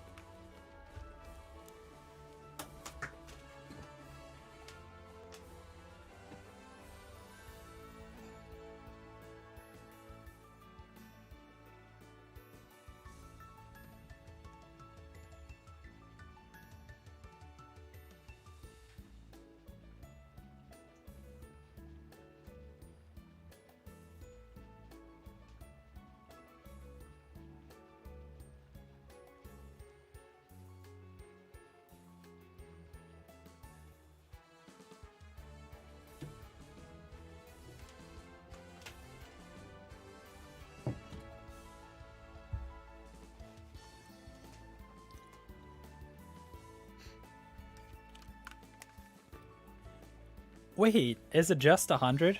I thought it was 200. Ah. Oh man. Don't trick me like that. You're playing too much with my feelings. 200? Oh man. I do really like that Togekiss and Garchomp, don't I? Vange says, this is my first Pokemon game where I get into competitive and breeding, and of course they make it really hard to get breeding things. Yeah, but I mean, actually, it turns out that having a great community of players makes a big difference. And so, if you are interested in breeding and playing the games properly and competitive battling, I would highly recommend you to check out the Nirth Discord server, which is linked in the video description. We actually just passed 60 members in there, which is pretty crazy. There have been like 2 to 5 new members every day now for a week, so it's been really nice. Ability patch is so expensive, I know, but the thing is, I will personally go for Garchomp and Togekiss, and ability patch is one of those changes that are permanent. It's not just an artificial change like with mints, so it is really nice. You can breed them, so if I am to go through the hassle of getting the 200 battle points to get that super luck Togepi, then, you know, I will breed you guys a couple and then we can spread it around. Same with the rough skin Garchomp. That's gonna take a long time, man. And then I personally will team up with my closest friends when it comes to breeding offspring of traded Pokemon. But I have nothing against giving away my own breedjects if any of you are interested. Obviously, yet again, I'm not able to trade with absolutely everyone, but that's what's nice about these games. If I just trade some Pokemon with some people and some other Pokemon with some other people, then we can all breed and exchange Pokemon with one another. Can you find hidden abilities in the underground? No. As far as I know, that is not the case. You only have the ability patch for those Pokemon.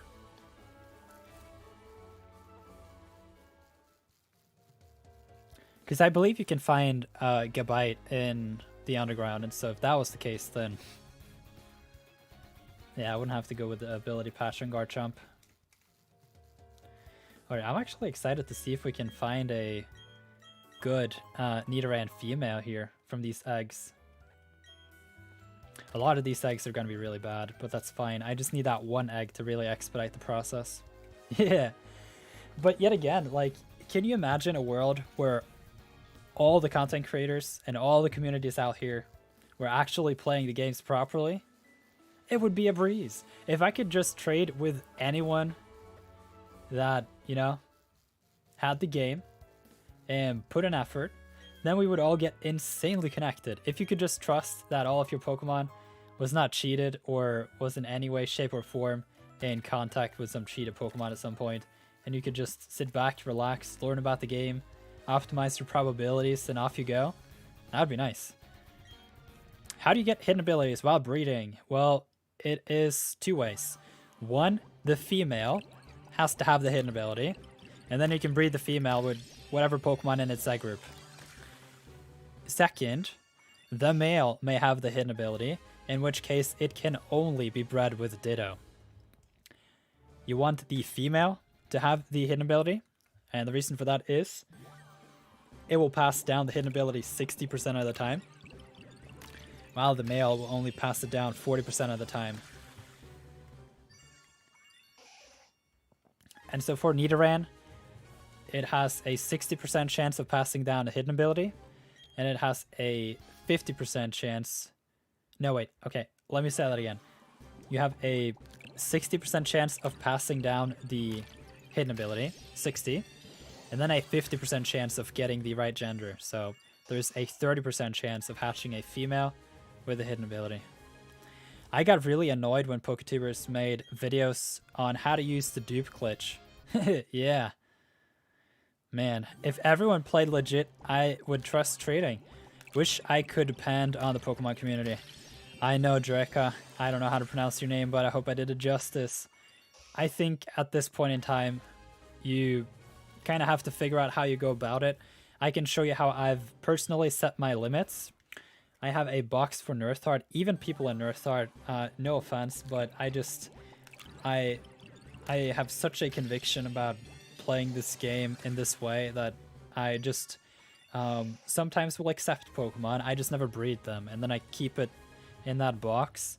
I have a couple real life friends though that I do play with, and so that is a help. But you know, like for example, the Nirth Heart community on Discord, for the most part, you don't really have much of a second chance if you seek out these glitches and for some reason decide to find one of these 5 or 6 IV Dittos that are impossible and then still use it. And so, I don't know. I think I really want the Discord to be a great place where we can all come together and really have a great trading community. And at that point, the overall Pokemon community doesn't really matter. If we just sit here and decide we're going to play these games, we're going to have a good time, we're not going to care about what they are doing, and whatever they are up to, just in some ways at a very high level in terms of competitive, yeah, it does suck. You're at a disadvantage, no question, because you can just pump out Pokemon if you hack. But if you just look away from that, you're playing Pokemon, it's a great game, we're going to have a great time, then what really is important is to find a couple people that you can really just jam with, and off you go.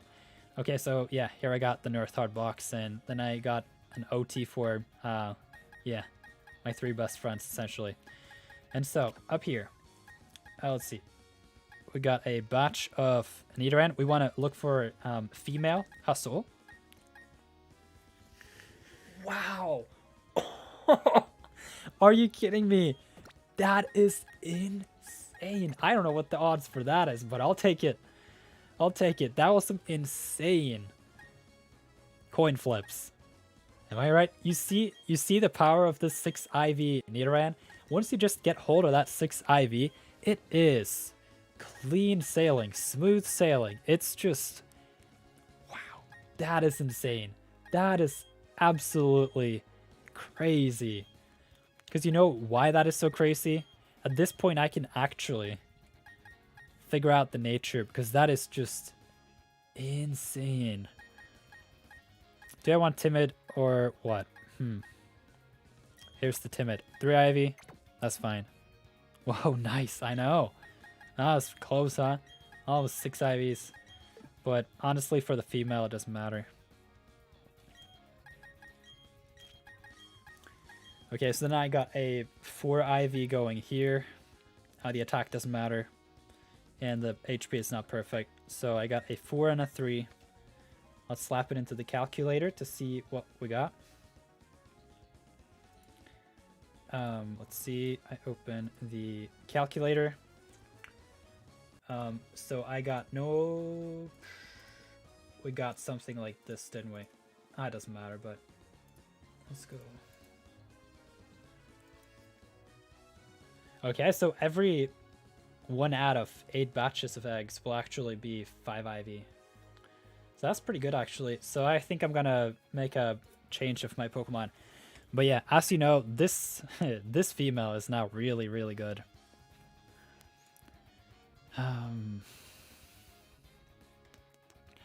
You know what I think I'm gonna do? I'm just gonna drag these over into a separate box. Then I'm gonna breed my perfect modest Nidoran, male and female, and then I'll have 2 competitive Pokemon, and then I'll take it from there. Then I'll put in this male Nidoran at some point, and then I can really start going with covering different natures and all.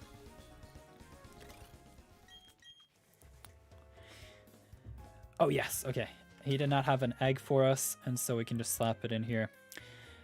Yeah, I have 2 friends in my playgroup where they catch Pokemon to complete the Dex plus Grind Battle Tower, and I just breed plus EV Train monsters and trade them over.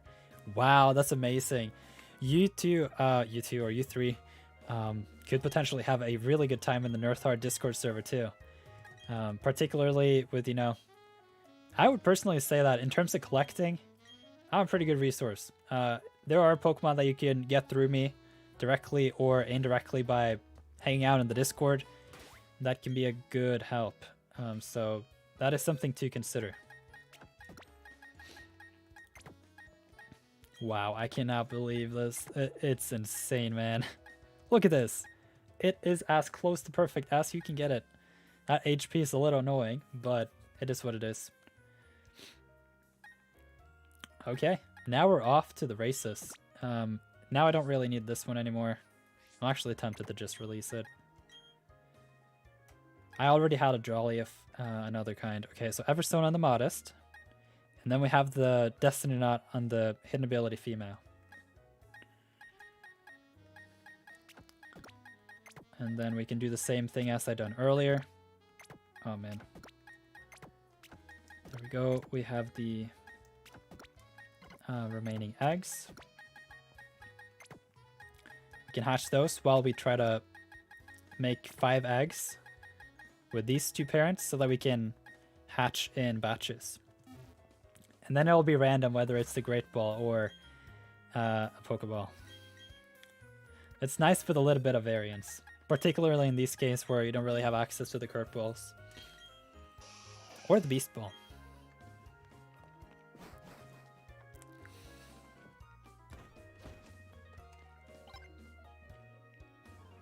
Yeah, we got it before the... Whoa, I didn't mean to do that. There we go. Okay. Let's start breeding. But yeah, that sounds really nice though, Jay. To just have a couple friends. I'm in the exact same situation where I have 3 other friends where we all are on the same page in terms of legitimacy, thankfully. And then we team up, you know? Like, let's say I go for the insane grind of getting the 400 battle points to get Hidden Ability Togekiss and Hidden Ability Garchomp. Then my other 3 friends can go for, you know, 1 or 2 other Pokemon too. And then all of a sudden we have 8 Pokemon. And, you know, if you have 8 Pokemon that are not available for the Pokeradar, in addition to all the Pokemon you can get through the Pokeradar, then overall you have a very good chance of just covering a lot of the competitive ground. Can't the game detect that a Pokemon is hacked if you breed with a cheated 6 IV Ditto and won't let you battle with it? Yeah, well, you see, I don't know how exactly sophisticated that whole system is. As far as I know, that is one of those workarounds, but in my opinion, it's so improbable that you would have a 5 IV Ditto in your save file at this point in time, yet alone a 6 IV, yet alone a shiny 6 IV, yet alone a foreign shiny 6 IV Ditto. It just does not exist.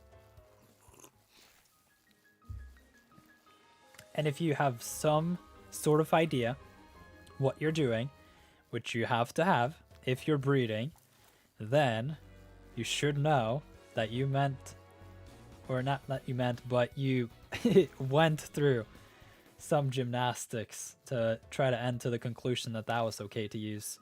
And, you know, in my opinion, I wouldn't be opposed to whatever they did with the bandwave in Sword and Shield and just brick the people's switches that are just so obviously messed up from all this stuff that has been going on. It really is sad. But honestly, let's not think too much about that. Ruin the whole atmosphere here. You can see Nirth Heart is a community against cheating, and so I think we'll leave it at that.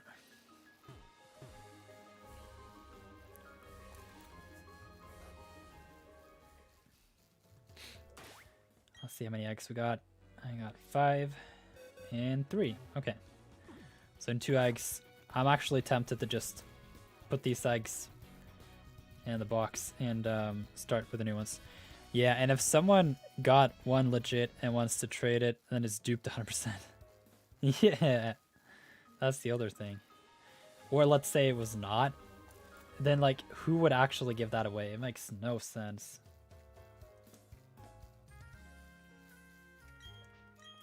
That I feel is one of the easiest way you can detect whether a Pokemon is cheated or not. You just ask yourself a simple question. Would anyone who worked for this Pokemon actually have given it away? And the answer to that question is no. Unequivocally. You don't just give away a level 100 5 IV shiny Pokemon. It just makes no sense. Particularly in random trades online.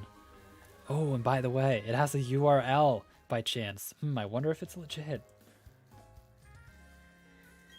Would you say the Bidoof method is easier or the fossil one?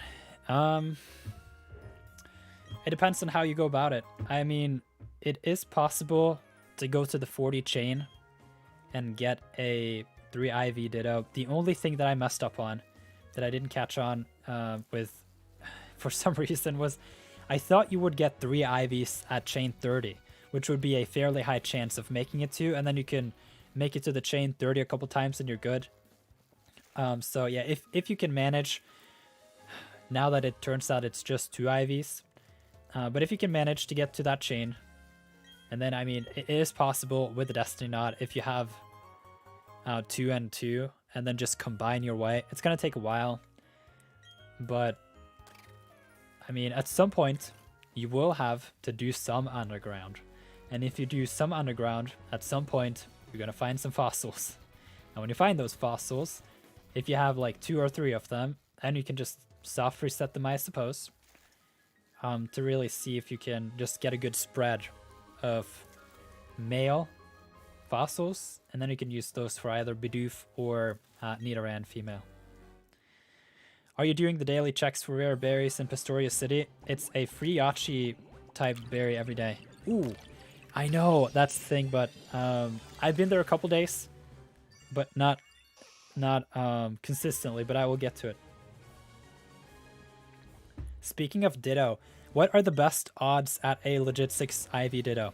They do not exist in Pokemon Brilliant, Diamond, and Shining Pearl. It is not possible. The way that the Poke Radar works is that it has a, as far as I remember correctly, it's something like at some point you get 1 perfect IV, and then 2, and then 3. I believe the 2 perfect IVs is either at chain 20 or 30, and then the 3 guaranteed is at 40. And so, given that it is exactly and the way that I've understood it is that it just locks it in. You cannot get more than 3, and you cannot get less than 3. It's just, you get 3 IVs, here you go. And so, even if you make it, it is 1 in 1,428 chains chance that you will get a chain that will last all the way to 100 where you have a chance to get a 5 IV Ditto. And even then, you may get messed up and get a Ditto that has all IVs except speed, and it's kind of a 4 IV Ditto anyway. And so, yeah. So, like, yeah, one thing is like, oh, it's 1 in 1,428 chance of getting to a chain length of 100. But it's the whole chain. It takes a long time to get to a chain of 100. Yet again, trying to do it 1,400 times. Yeah, I heard the rates are busted for Gen 4. I was wondering about the other games like Let's Go. Yeah, you're right about that. In Let's Go, Pikachu and Eevee, you do have that chance, you know? You just go for it, throw a bunch of Pokeballs, have that catch combo, and things are nice. Whoa, I didn't mean to do that. This can be a good Pokemon to trade. So see, this Nidoran right here is a male. It is in the Field Monster egg group, and it has all the perfect IVs except special attack. And so this Nidoran is for sure going to be given away to someone.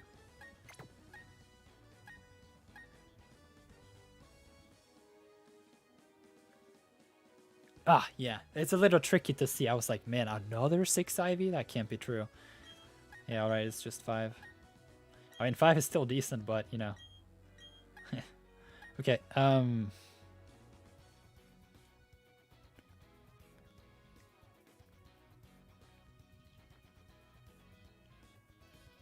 yeah, okay, you know what? I think I'm just gonna keep this one, too.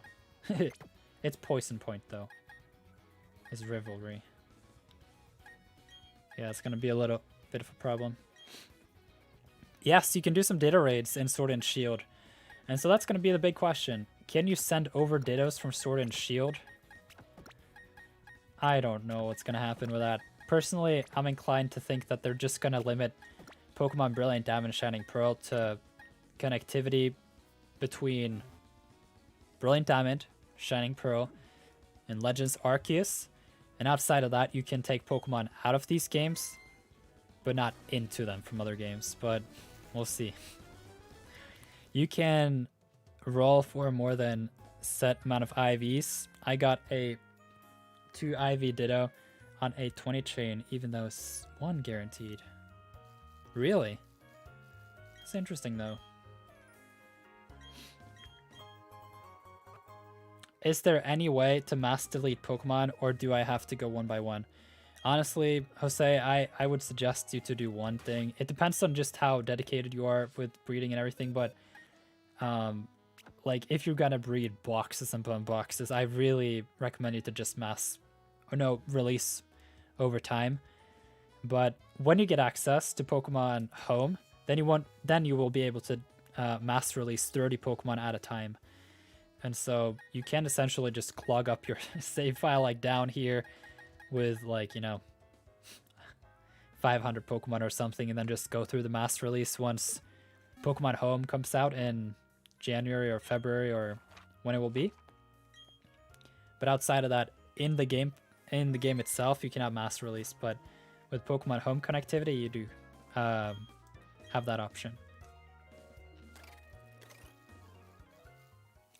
Another thing I've forgotten to mention so far is that if you have 2 Pokemon that are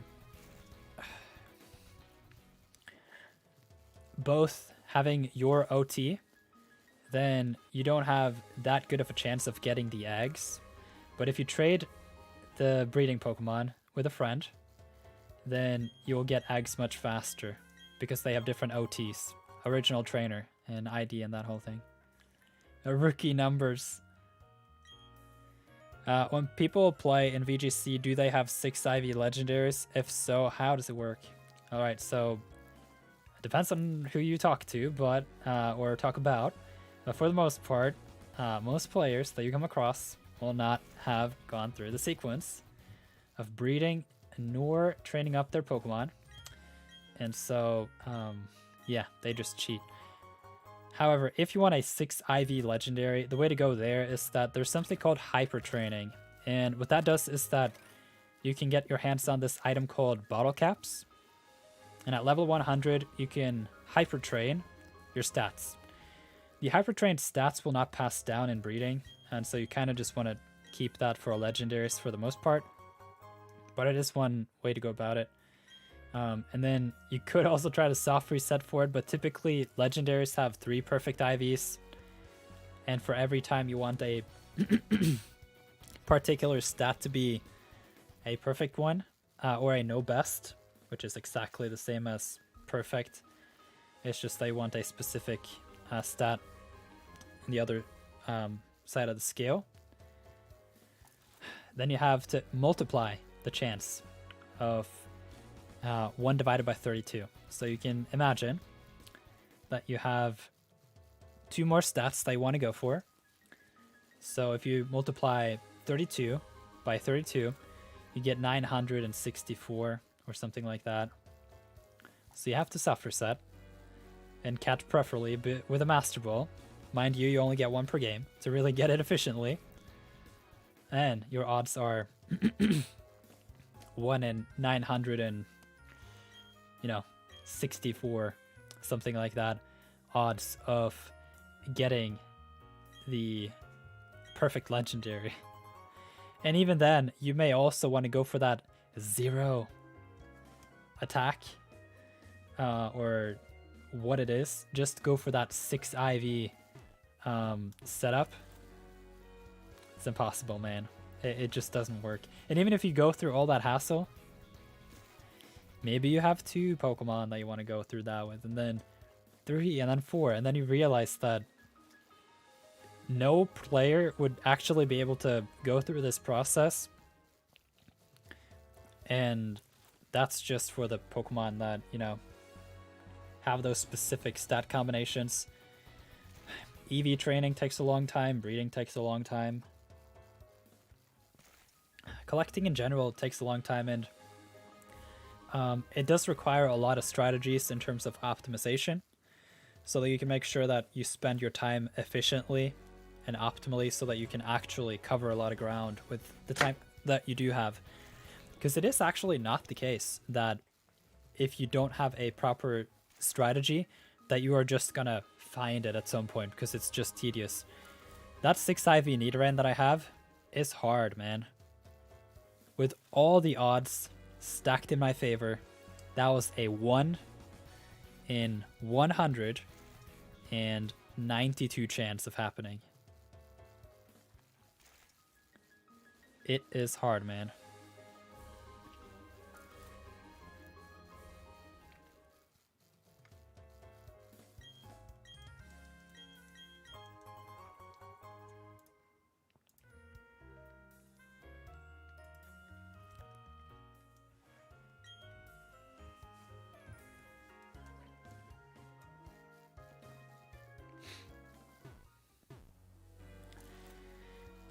I'm curious to know what kind of breeding projects you are all up to. How far have you made it? Is there any particular Pokemon you look forward to breed? I, for one, have said a little earlier in the stream that I look forward to breed Togekiss and Garchomp. I'm gonna do Staraptor and Raichu. There are a lot of Pokemon I look forward to. Hey, it's a female.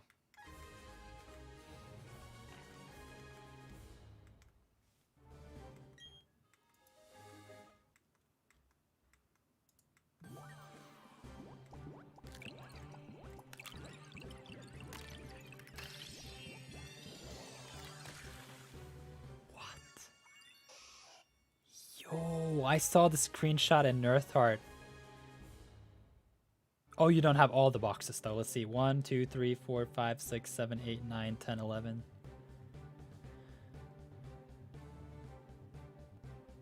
You got like 20 plus boxes?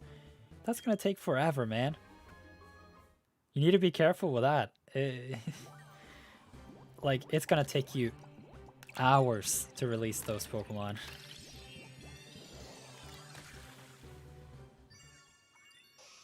Hey, thank you for subscribing. Oh, you're breeding Gibbles, just not in Brilliant Diamond Shining Pearl. That works.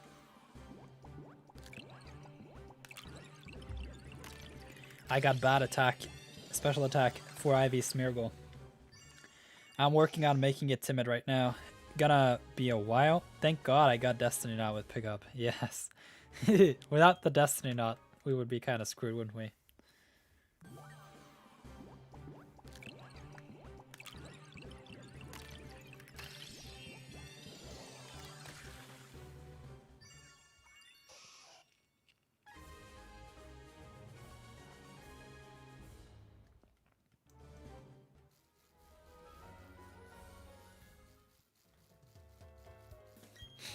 Okay, I'm gonna pick up the new egg here, and then we can have a conversation with this man a little later. Once you have another egg for us. But let's open the box here and take a look at our newly hatched Nidoran. Oj, där har vi han. Nej. It does not have its hidden ability. Oh man, that was so close. That was a 40% chance, man.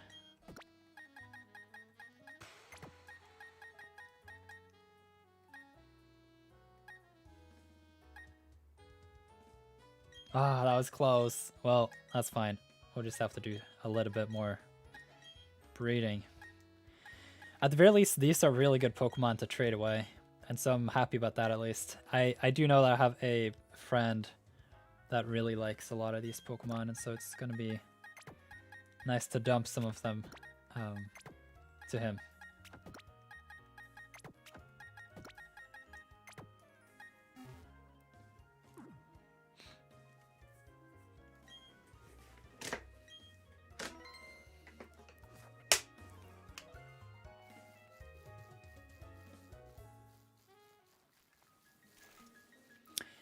Why is it okay to have a 5 Ivy Pokemon, one without attack or special attack?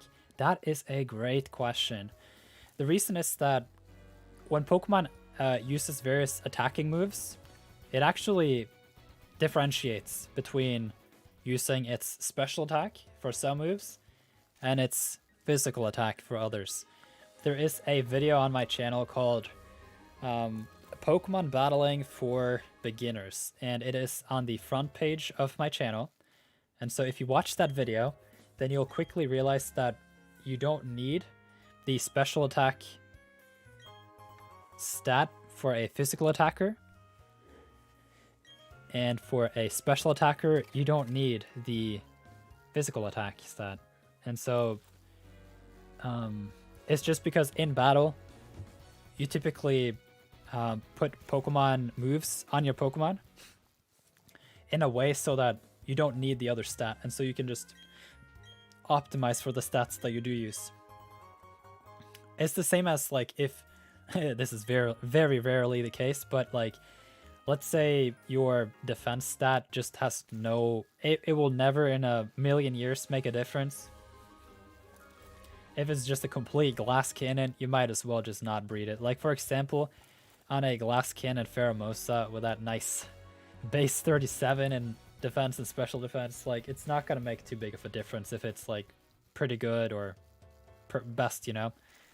But yeah, if you're confused with high attack, you hit yourself harder. Also, the dark move foul play scales with opponent's attack. I don't get why people bypass breeding. To me, the journey is part of the fun. I know. The other thing that I can't get my head around is the fact that Pokemon is a creature collecting game. And then if you just jab at the fundamentals of the game, like a lot of these other people are just doing so willfully, it's just... what are you left with, man? It's just a battle revolution kind of game at that point. Which is fine in some sense, but at the same time, that's not what Pokemon is about. So if you got a 6 IV special attacker, you open yourself to more threats for 0 benefits. Yeah, that's more technical though in a competitive sense. But it's rarely the case for many Pokemon though. It's not going to make that big of a difference. And it's just one of those things, if you're actually playing properly, you're just not going to bother with that. The only problem is that the people who can afford to bother with that are the people who don't spend any time on anything whatsoever. except tweeting out that they want their consoles to be cheated.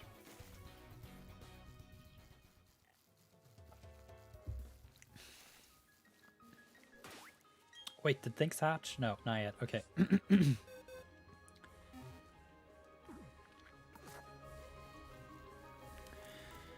The other thing about Pokemon that I think is so important is just the fact that if it is a creature collecting game, and you have this mechanic of breeding and trading and everything, then if you actually respect those fundamentals, it is where you can build a community on top of. That is healthy and rich of a lot of experiences and friendships to be had and everything. Like, for example, now that I'm getting a hidden ability Nidoran, I can trade those away.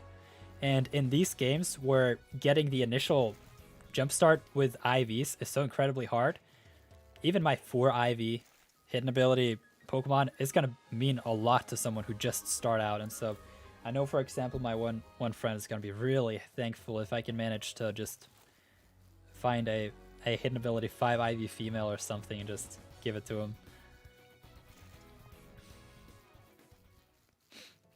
The other thing about breeding in this regard with not having the access to 6 IV Ditto is that making it to that final ultimate breeding state where you just have covered every egg group and all the natures and everything, it makes it so that the journey from 0 to 100% of how capable you are of breeding any Pokemon takes a lot longer. And it also makes it so that if you do in fact connect with other players to play, then you know, you can team up on it. And there is some content there. There's some sort of game loop that you can all team up on and really enjoy. And so for me anyway, that's what Pokemon is all about. And I wish that there would be a little bit more of an acknowledgement of how important that is and just how much better Pokemon as a community overall would be if people just weren't this entitled to everything. Like, the people seeking out these perfect Dittos, it's nothing good, man. It has gone too far. People are not even playing the games.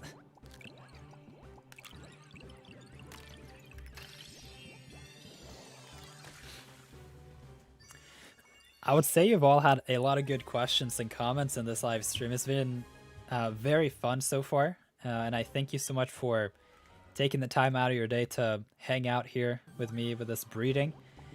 It was particularly cool with the conversation about how you can increase your odds by dividing the kind of IVs that you have on the various parents. Just having that coin flip is real nice. And so I have personally learned something new in this live stream. And I hope that all of you have learned something new as well. Okay, so all of them have hatched. I'm just going to take this new egg and take a look at another batch. I do believe that we have something like a 1 in 20 or something, or what it was, to get a perfect one. I mean, we did get a perfect one last one here. We just didn't get the hidden ability. Oh, that's close, man. Okay, no one in this one.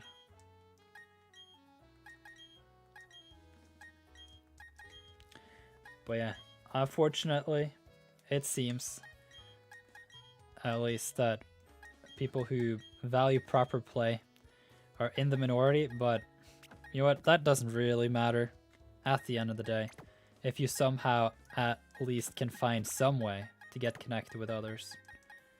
Which is why the Nirth Discord server exists to begin with. And also why I host these live streams. I just want to hang out with all of you, play some Pokemon, and enjoy our hobby together.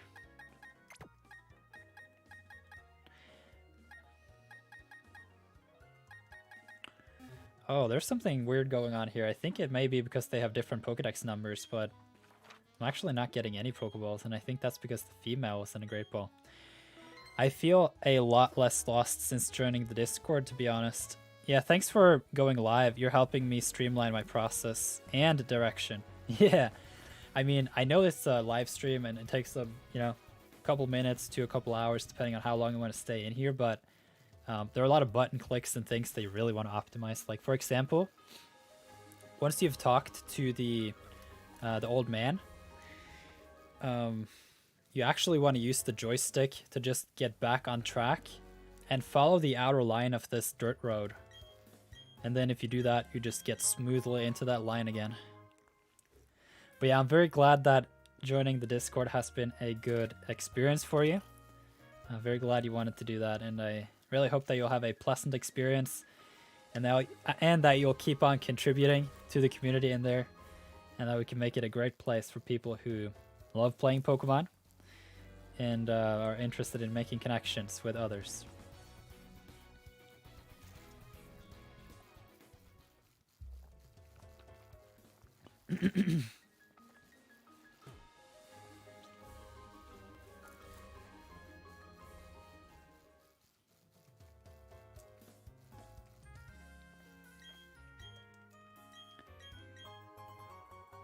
Is spinning in circles or going in a straight line faster for hatching? I would suspect that actually going up and down is the better way, because if you spin in circles, at some point you're going to go inside a door somewhere, and then you have to go onto your bike again, and it's just a mess. Also, I don't know how you're not getting dizzy by going in circles, so, I mean... Wait, spinning is 30% faster. Really? I don't believe that. Is it really that much better? It's gonna mess up your Joy-Con though. So we're just like this? That's amazing. Just to let you know, your thumbnail says May 7th and it's a Sword and Shield thumbnail. Really? Is it that messed up? I cannot believe that. I cannot believe that YouTube is doing this to me. I'm gonna open another browser.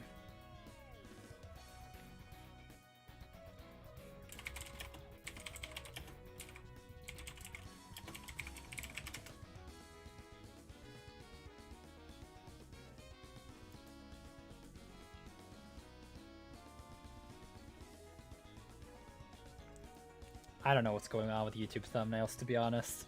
For me anyway, it shows up as the new one.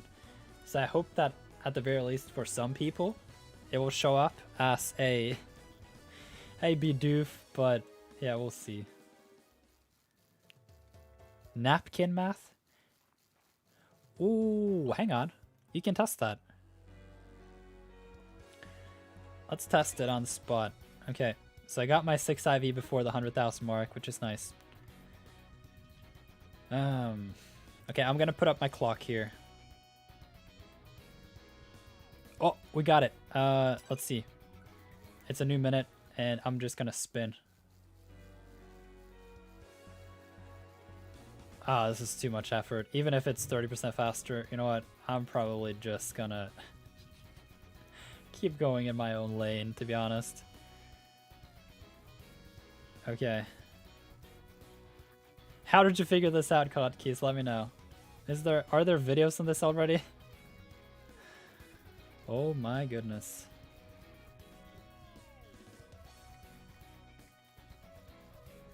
Yeah, you really just have to get a good spin on it and know when to go around, apparently. Using the step counter is pretty accurate. Yeah, I see. It's just been like a minute and we've been like... Okay, I'm gonna stop at 04. Let's see.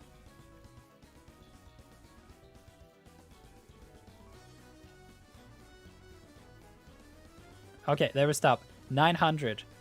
Bigger circles, you're staying on the same tile. Okay, let's see if we can figure this out. Like this?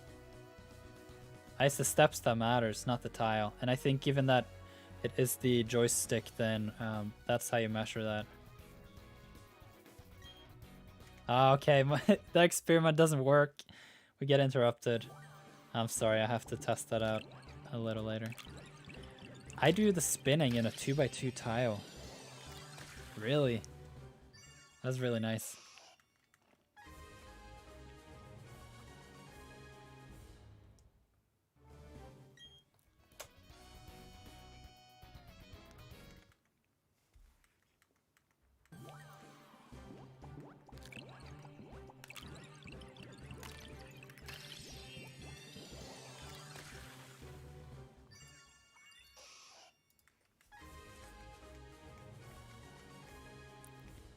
I'm excited to see if we get the 5 Ivy this time.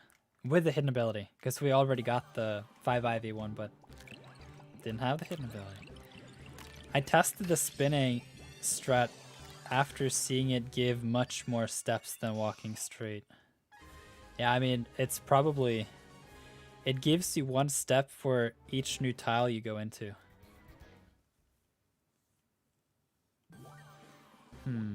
I prefer straight lines. I get motion sick otherwise. Yeah. I don't want to make you guys motion sick either, so I have to be a little careful. And if you spin fast, you go from tile to tile to another faster. Yeah, exactly. There's some like when you move in like almost a 180 angle, like at a 160 degree angle or something like that, it just like whoops you over. So if you go in like a triangle, actually, maybe that's the strat. To make your character just have that like rebound backwards kind of deal, like in X and Y. Okay, let me see.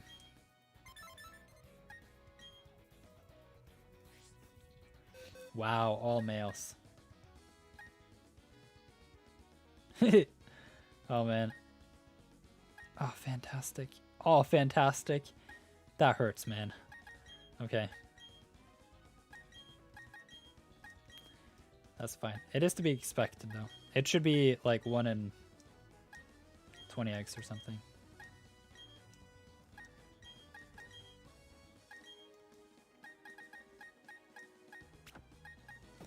I don't mind spinning, getting 100 steps for versus Seeker.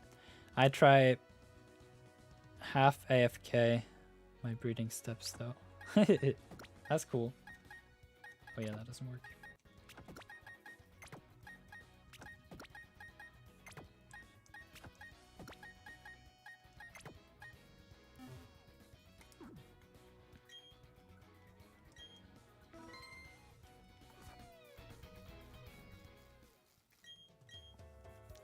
Okay, let's try this experiment again. That's a very interesting discovery, Kotkeys. I had no idea. Okay, so it is now 50, and you said in a 4x4 tile. Yeah, no, this is gonna make me dizzy, and it's gonna mess up my Joy-Con at some point instead of just pressing down a button. Oh, I forgot to do the big brain. Okay. We are at 10 seconds. And what we wanted to beat was...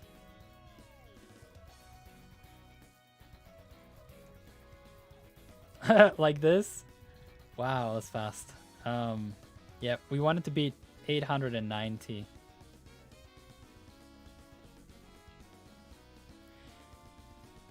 Do you think investing in a Pro Controller is worth it? Honestly, I just mentioned that earlier in the stream, actually, that in this case, for breeding, I prefer the single button layout on the Joy-Cons. Just because they're lighter to press, and they're also not going to get messed up by the unibody D-pad that's on the Pro Controller, which does mess me up sometimes. Are we getting close there? We got... see, my record is 970. Okay, so that was 970. That was with spinning. That's really fast. Wow. Let's see what we can do in terms of... You know what? I'm actually not going to run this experiment right now. I'm going to run out of eggs, and that's going to be bad. So I'm going to do the experiment for the up and down linear path with the next batch. Because if not, I'm just going to run out of eggs. And so that may be the main reason for why you don't want to do that. Because you can just batch hatch 5 eggs at a time. By always having 5 eggs in your party. Unless you just do it right in front of him and just like whoop, and then go over and take it. And then... oh yeah, you already got the strat, haven't you? Yes, 2x2, not 4x4. Alright. I understand. But yeah, so for me personally, I have preferred the single button layout because, well, for one, the buttons are easier to press. This has a little bit more tactile push to it. It's like harder to really get down. And then the fact that all the directional pads are connected. Sometimes it goes over to this like 3D kind of motion and you get all messed up, but because if you use the single button D-pad, then you are ensured that you go in a single direction. And then when you do, you're kept at this straight path, and it can help you breed faster.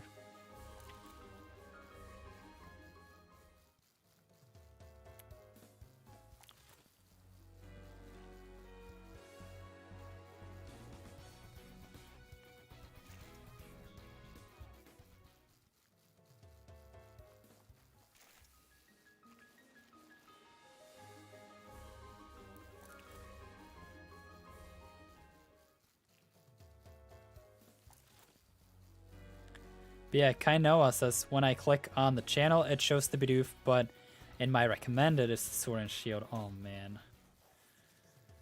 Oh, that's a bummer. Because that probably just ruled out the video, or the live stream just at the bat, which is really unfortunate. I'll just make an effort to really figure out how to make that thumbnail proper for the next live stream. I think there's something going on if I schedule it, so I should just schedule it then. Thank you for letting me know. Now I know for next time, for sure.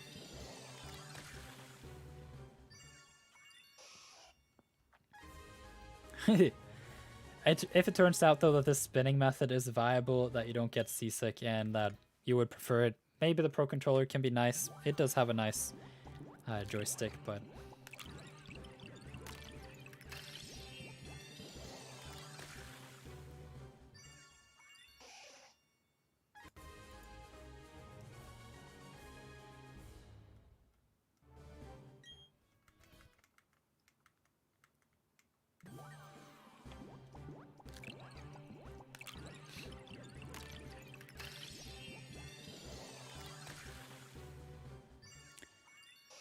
Is breeding in Pokemon Sword and Shield a lot easier?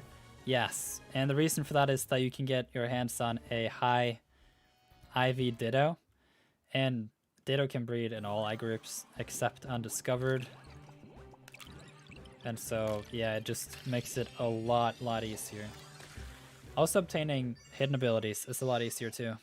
I hatched a full batch of male Baneri, but none of them had 6 IVs. Yeah. It is a 1 in 96 chance. And then it is a 1 in 54 chance if you already have a 6 IV, so... And then if you have 2 5 IV parents where they don't lack the same stats, and you're looking for a male one specifically, it's a 1 in 192. Yeah, see, that bike method messed me up. Wow, what's going on here?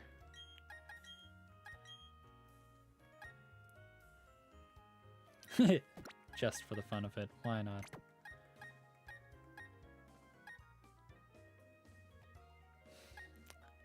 We're so close.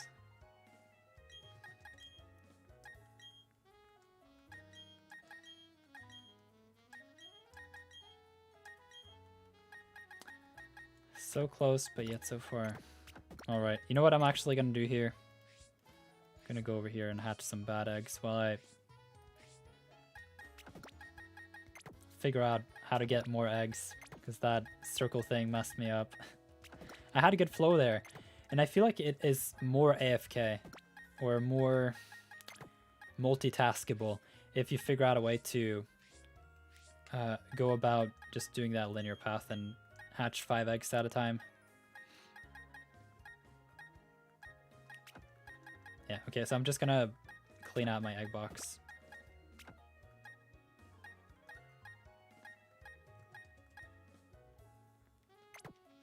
There we go. I want to put these down here to not mix them up with the good eggs.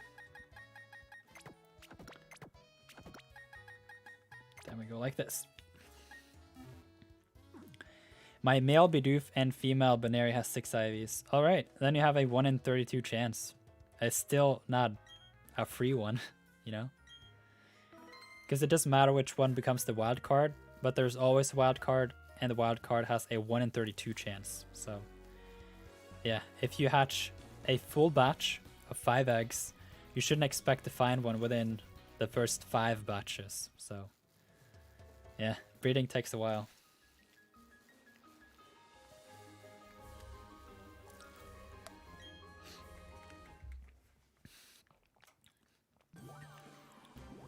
But yeah, the other thing to consider in Sword and Shield is that experience is a lot more available, you know, through raids and experience candies and all that. So even hyper training is more, what is it called? Accessible.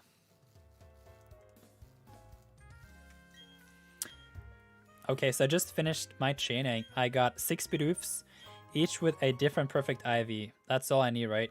Yeah, so the thing is, you need the Destiny Knot and the power items, but the problem is, it's a hard challenge to figure out how to get the power items. Unless you can get at least one of them just outside of the battle tower, you're gonna spend a lot of time getting that. But yeah, I really do recommend you get the fossils and start from there. Because they have guaranteed 3 IVs, and you can easily just get a couple of them. The other thing I can suggest is that there are a lot of breeders, and legitimate ones at that, in my Discord server, and so that might also be a place where you can get that head start. Like, for example, you can see some of these Nidoran that I got. I really like trading in Nirth. It's really nice to just see other people who also appreciate proper play and to help each other out in that sense. In the way that the game is set up, you know. But yeah, so in principle, you can put the Destiny Knot on one of those 2 Bidoofs. Yeah, yeah. If you have an Ammonite, you can breed it with a Bidoof, because they are both in the water 1 egg group. If you, on the other hand, find Cranidos, then you have a 1... yeah, no, what am I saying? So Ammonite breeds with Bidoof, and Cranidos breeds with Nidoran. So you can see that I'm breeding Nidoran first for my Ancestry map, and thank you for subscribing. Yeah, and the reason is that I found Cranidos. I had 8 of those. I spent a bunch of time in the Grand Underground, and then found a bunch of fossils, and then revived them. And then you can, I would assume that you can soft reset for different IVs with those. So just save before you revive or restore, and then you go through the process.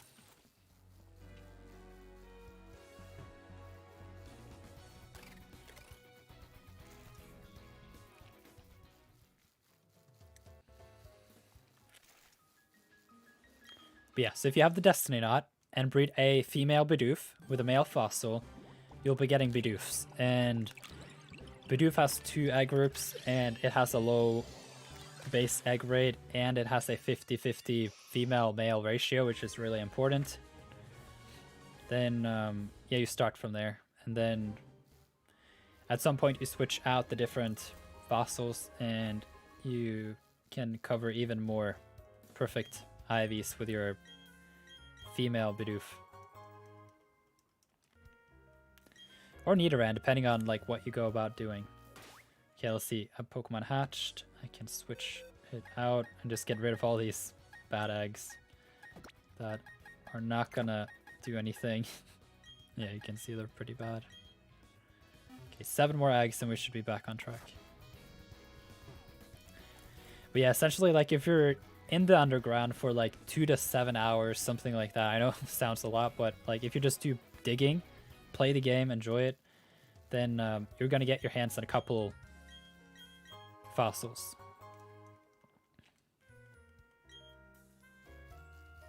I heard someone use that method for Drifloon, actually. The only thing is that you only get one Drifloon, while the fossils are repeatable. I mean, the Drifloon is repeatable as well, but it takes a week, you know? Or at the very least, you just give yourself a time penalty for it. It's not worth it. You just need to do some digging in the underground instead. Yeah, this one's pretty bad too. These eggs are old, man.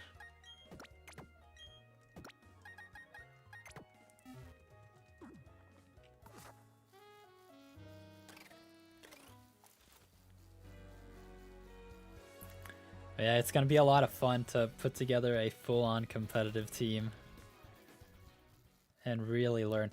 One thing that I am excited about though is that I've heard that the battle tower is ridiculously hard. And so I think simply playing in the battle tower is going to make you a better player. So that's going to be nice. You get real good and competitive and get battle points at the same time.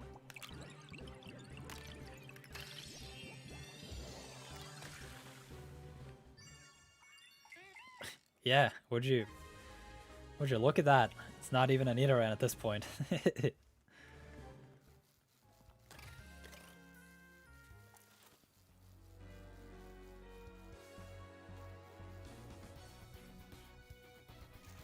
What's up, Jacob?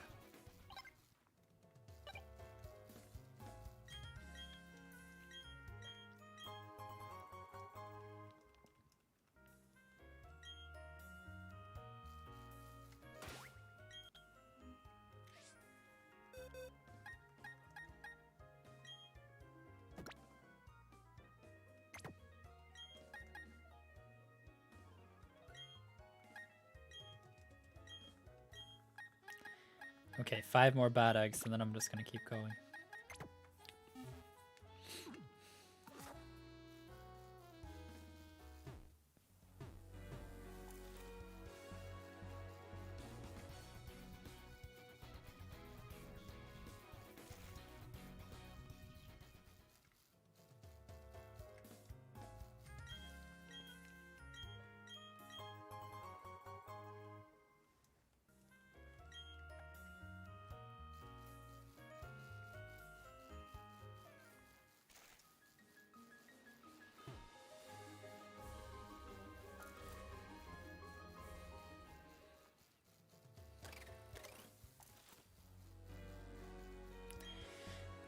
Jacob says, not much, just started my breeding today.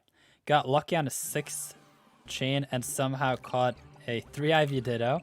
So now just Bidoof chaining to get 19, 20, and it just stops. So breeding what I got for 4 IV. Yeah, keep it up, Jacob. You're doing a really good job with that chaining, and I wish you good luck with the breeding. It's just that initial Pokemon with 5 or 6 IVs that is really hard to get. But once you are past that point, it's smooth sailing, man. A speedrun from a fossil Pokemon to 5 IV Bidoof would be a cool video / stream.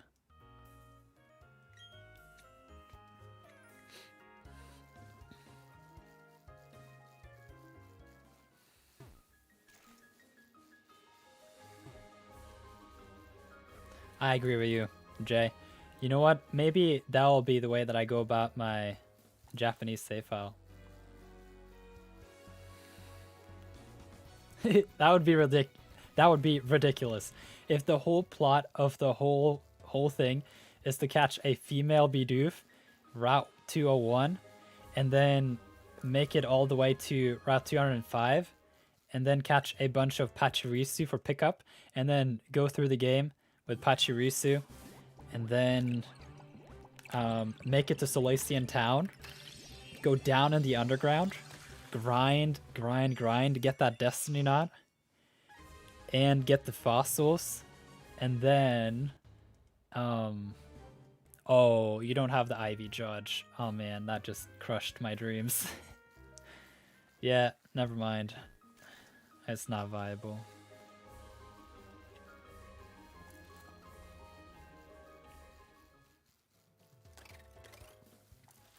You do need to make it the post game to unlock the IV Judge feature, and I'm not breeding without it.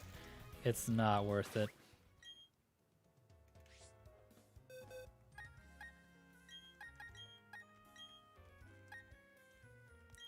I gotta tell you though, earlier today when I was breeding, when I found one of my better Nidoran, I got so excited I forgot to put the Destiny Knot on it, so I got like 12 eggs that were just completely useless.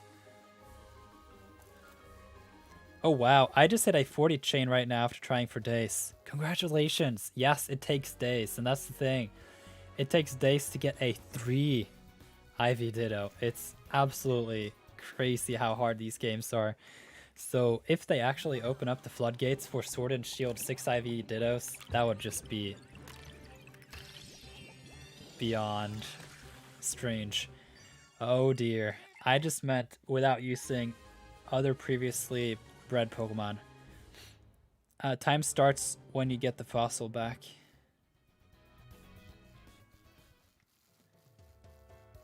I kind of did that in the beginning of the live stream though. Garchomp gonna be so good in Brilliant Damage Shining Pro competitive. Yeah, I look forward to breed my Garchomp. That's actually gonna be my first Pokemon to breed, like for real to have for competitive. Gonna have a jolly Garchomp. Appreciate your dedication to the idea of full speedrun though. Yeah. I mean, I would have done it if it was not for that. Ivy Judge.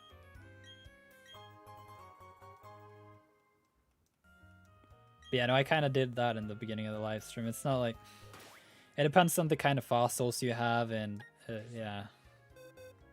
It's also the non-fun part of breeding. That initial, like, it's kind of just want to get past it.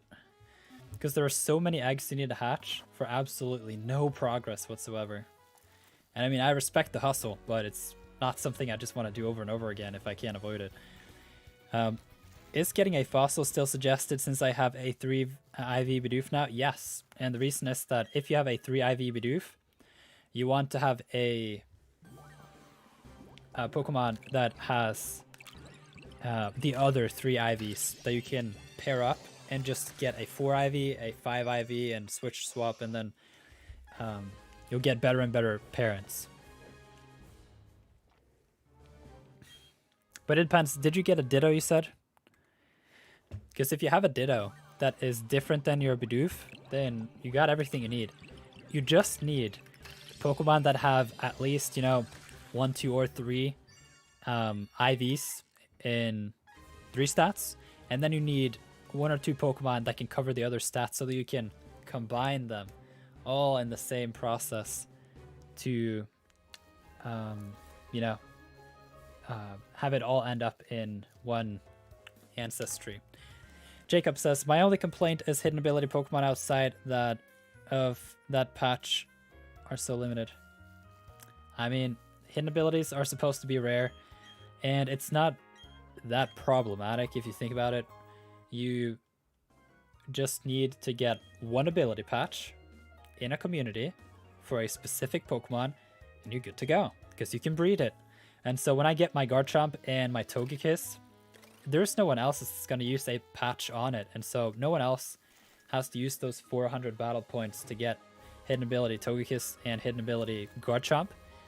And then we can all chip in with, you know, 1 hidden ability Pokemon each, and then we should be able to cover most of it. Chaining Ditto is also super helpful for getting 1 each nature. It is, yes, you're right about that. I suggest sorting all your Dittos like a nature table in a specific box, and then you can just zoom in and get them very easily. Like, a complaint should really be about how cheating is a problem, not necessarily how hard the games are.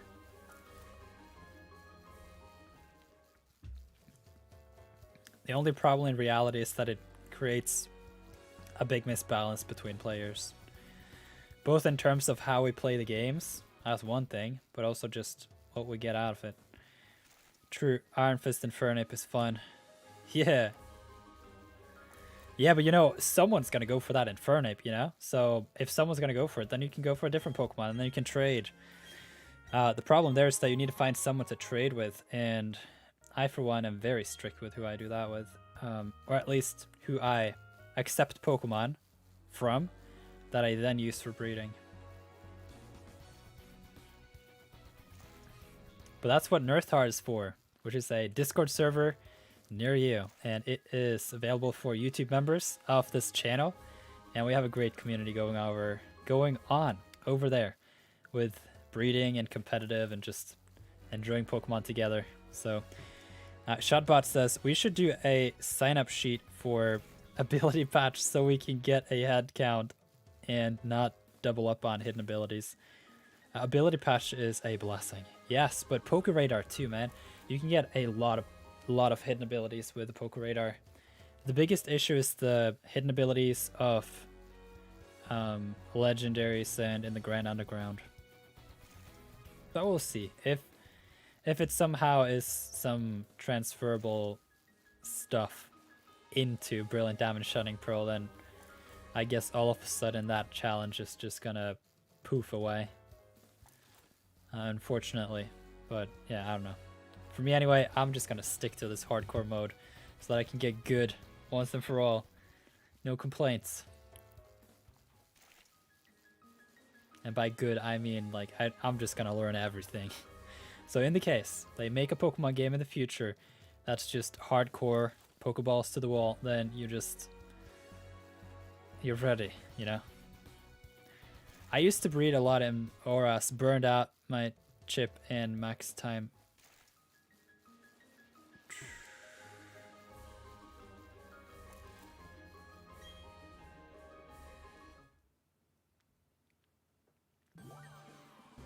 Wait, what do you mean by burned out your chip? Like, did the game crash and just stop working? That's insane.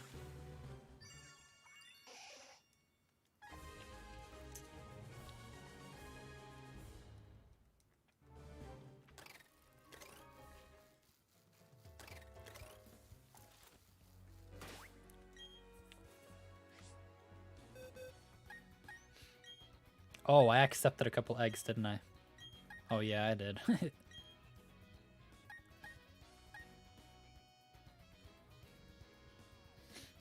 Wow. I'll take it. Is it hustle too? No. Oh, what's up with that?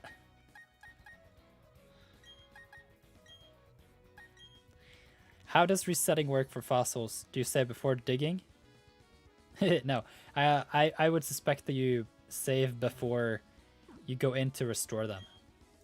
So yeah, do all the digging in the world, and then once you're done with the digging, then you save outside of the laboratory. Would not work yet. I asked Nintendo, said it's rare, but it happens. It was crazy. Wow, that's unfortunate. I did hear about the story about these games that just start working.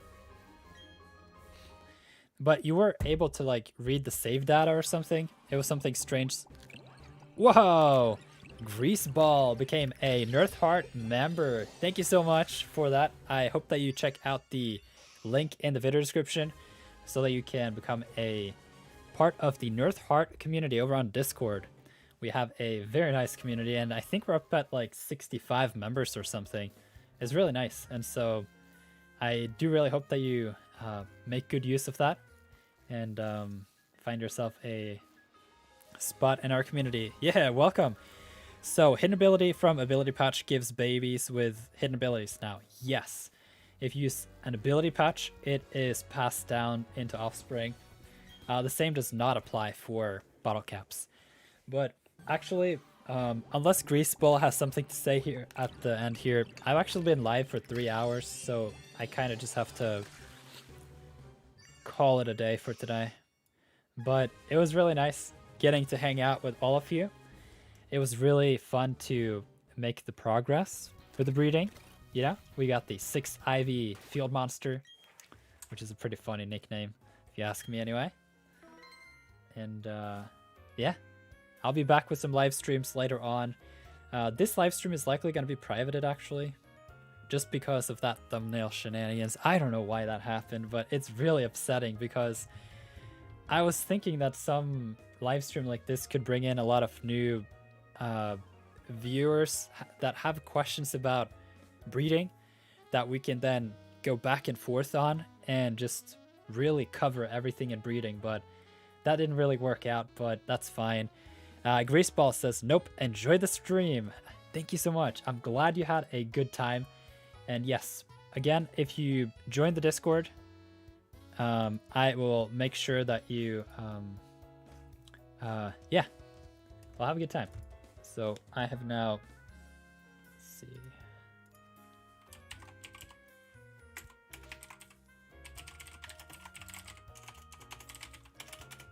There we go. I was under J and did the genderless calcs. Oh, wait, are you J? Did you change user or something?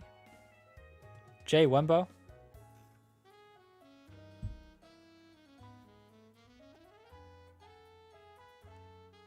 Wait, Greaseball, are you J Wembo? If that's the case, then that's amazing because, yeah, you seem like a really cool individual, and it would be great to chat with you in the Discord and have a good time. Yeah, I'm Jay. Okay, right. That's amazing. Welcome to the community. I hope you have a great time in the Discord. And with that said, I have now been streaming for 3 hours. My voice is about to go bust, and it's late here. And so I'll see you around sometime soon.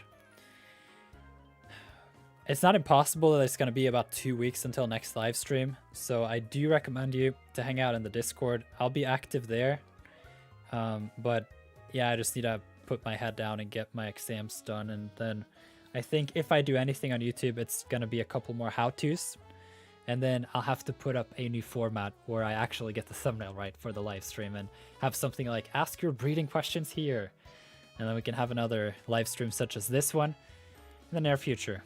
And so with that said, I hope you have a great time with your breeding, and I look forward to talking to some of you in the Discord.